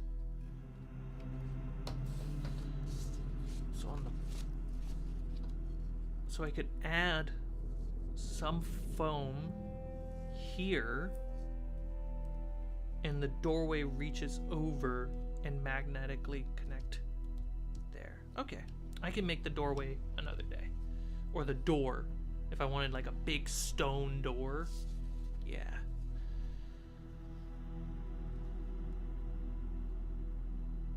It's gonna be gigantic.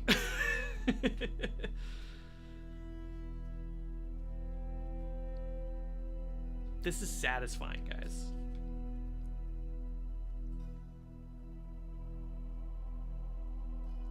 Oh, so happy with this.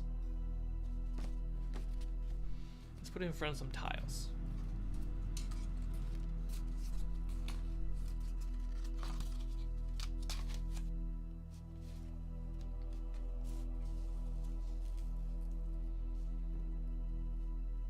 So it would fit in the grid because it's still 16 centimeters at the bottom.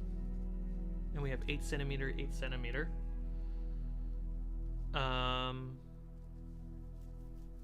So it would fit perfectly.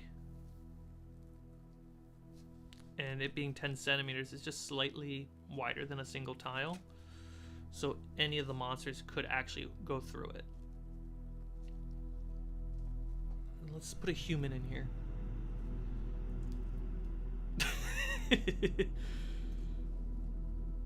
They're tiny. That's so cool.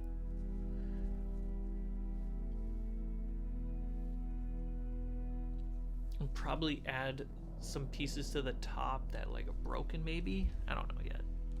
This is so far so cool.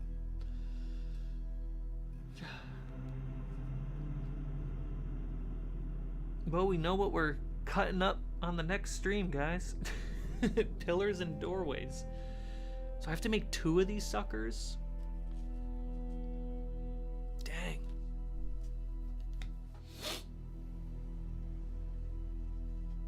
That's a lot.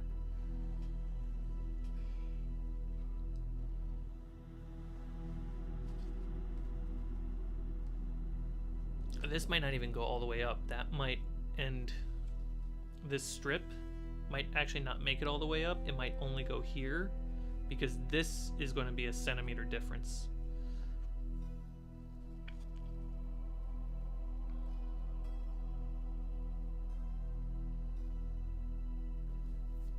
Sick. I'm excited. I'm hyped. It's gonna be a good dungeon set.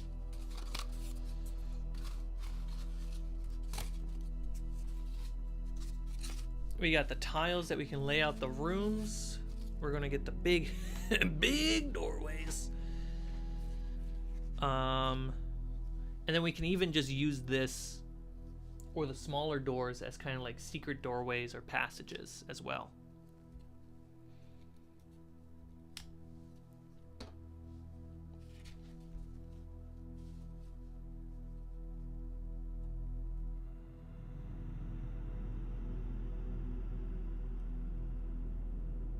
Be like a human getting attacked by a toddler? No, it would be like a cat a toddler. Well, let's see, how tall are we going? You know, we go up to the knee height. Knee height. Yeah, it's like a toddler. Maybe like a fully developed human the size of a toddler fighting giants. Well, bam! Get out of my way. You're basically a pet to these things. Imagine your cats and dogs refusing to be pets. All right, guys. I'm hyped. So the plan will be 2 archways. That's what we're calling these. I know they're not arches, but they're archways, doorways. 2 of these. 2 pillars. This is just the prototype. And the pillars are going to have LEDs in them. 1 set of straight stairs. We'll get to spiral stairs. I think those are going to be the easiest ones. And then bridges. 4 pieces of bridge. And then the dungeon is done. And then we have a set that whenever we enter a Giant's Dungeon on stream, whether it's a recorded game or not, it is like we could be using this for the backer games that are coming. And that's a big thing, is I want to get a lot of this built for backer games because I think that'd be fun for you guys to play If you're a backer, you can play in these dungeons.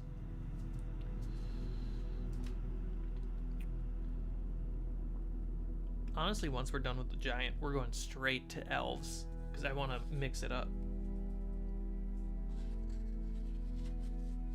I haven't made an elven dungeon yet. I haven't ran one. That's crazy.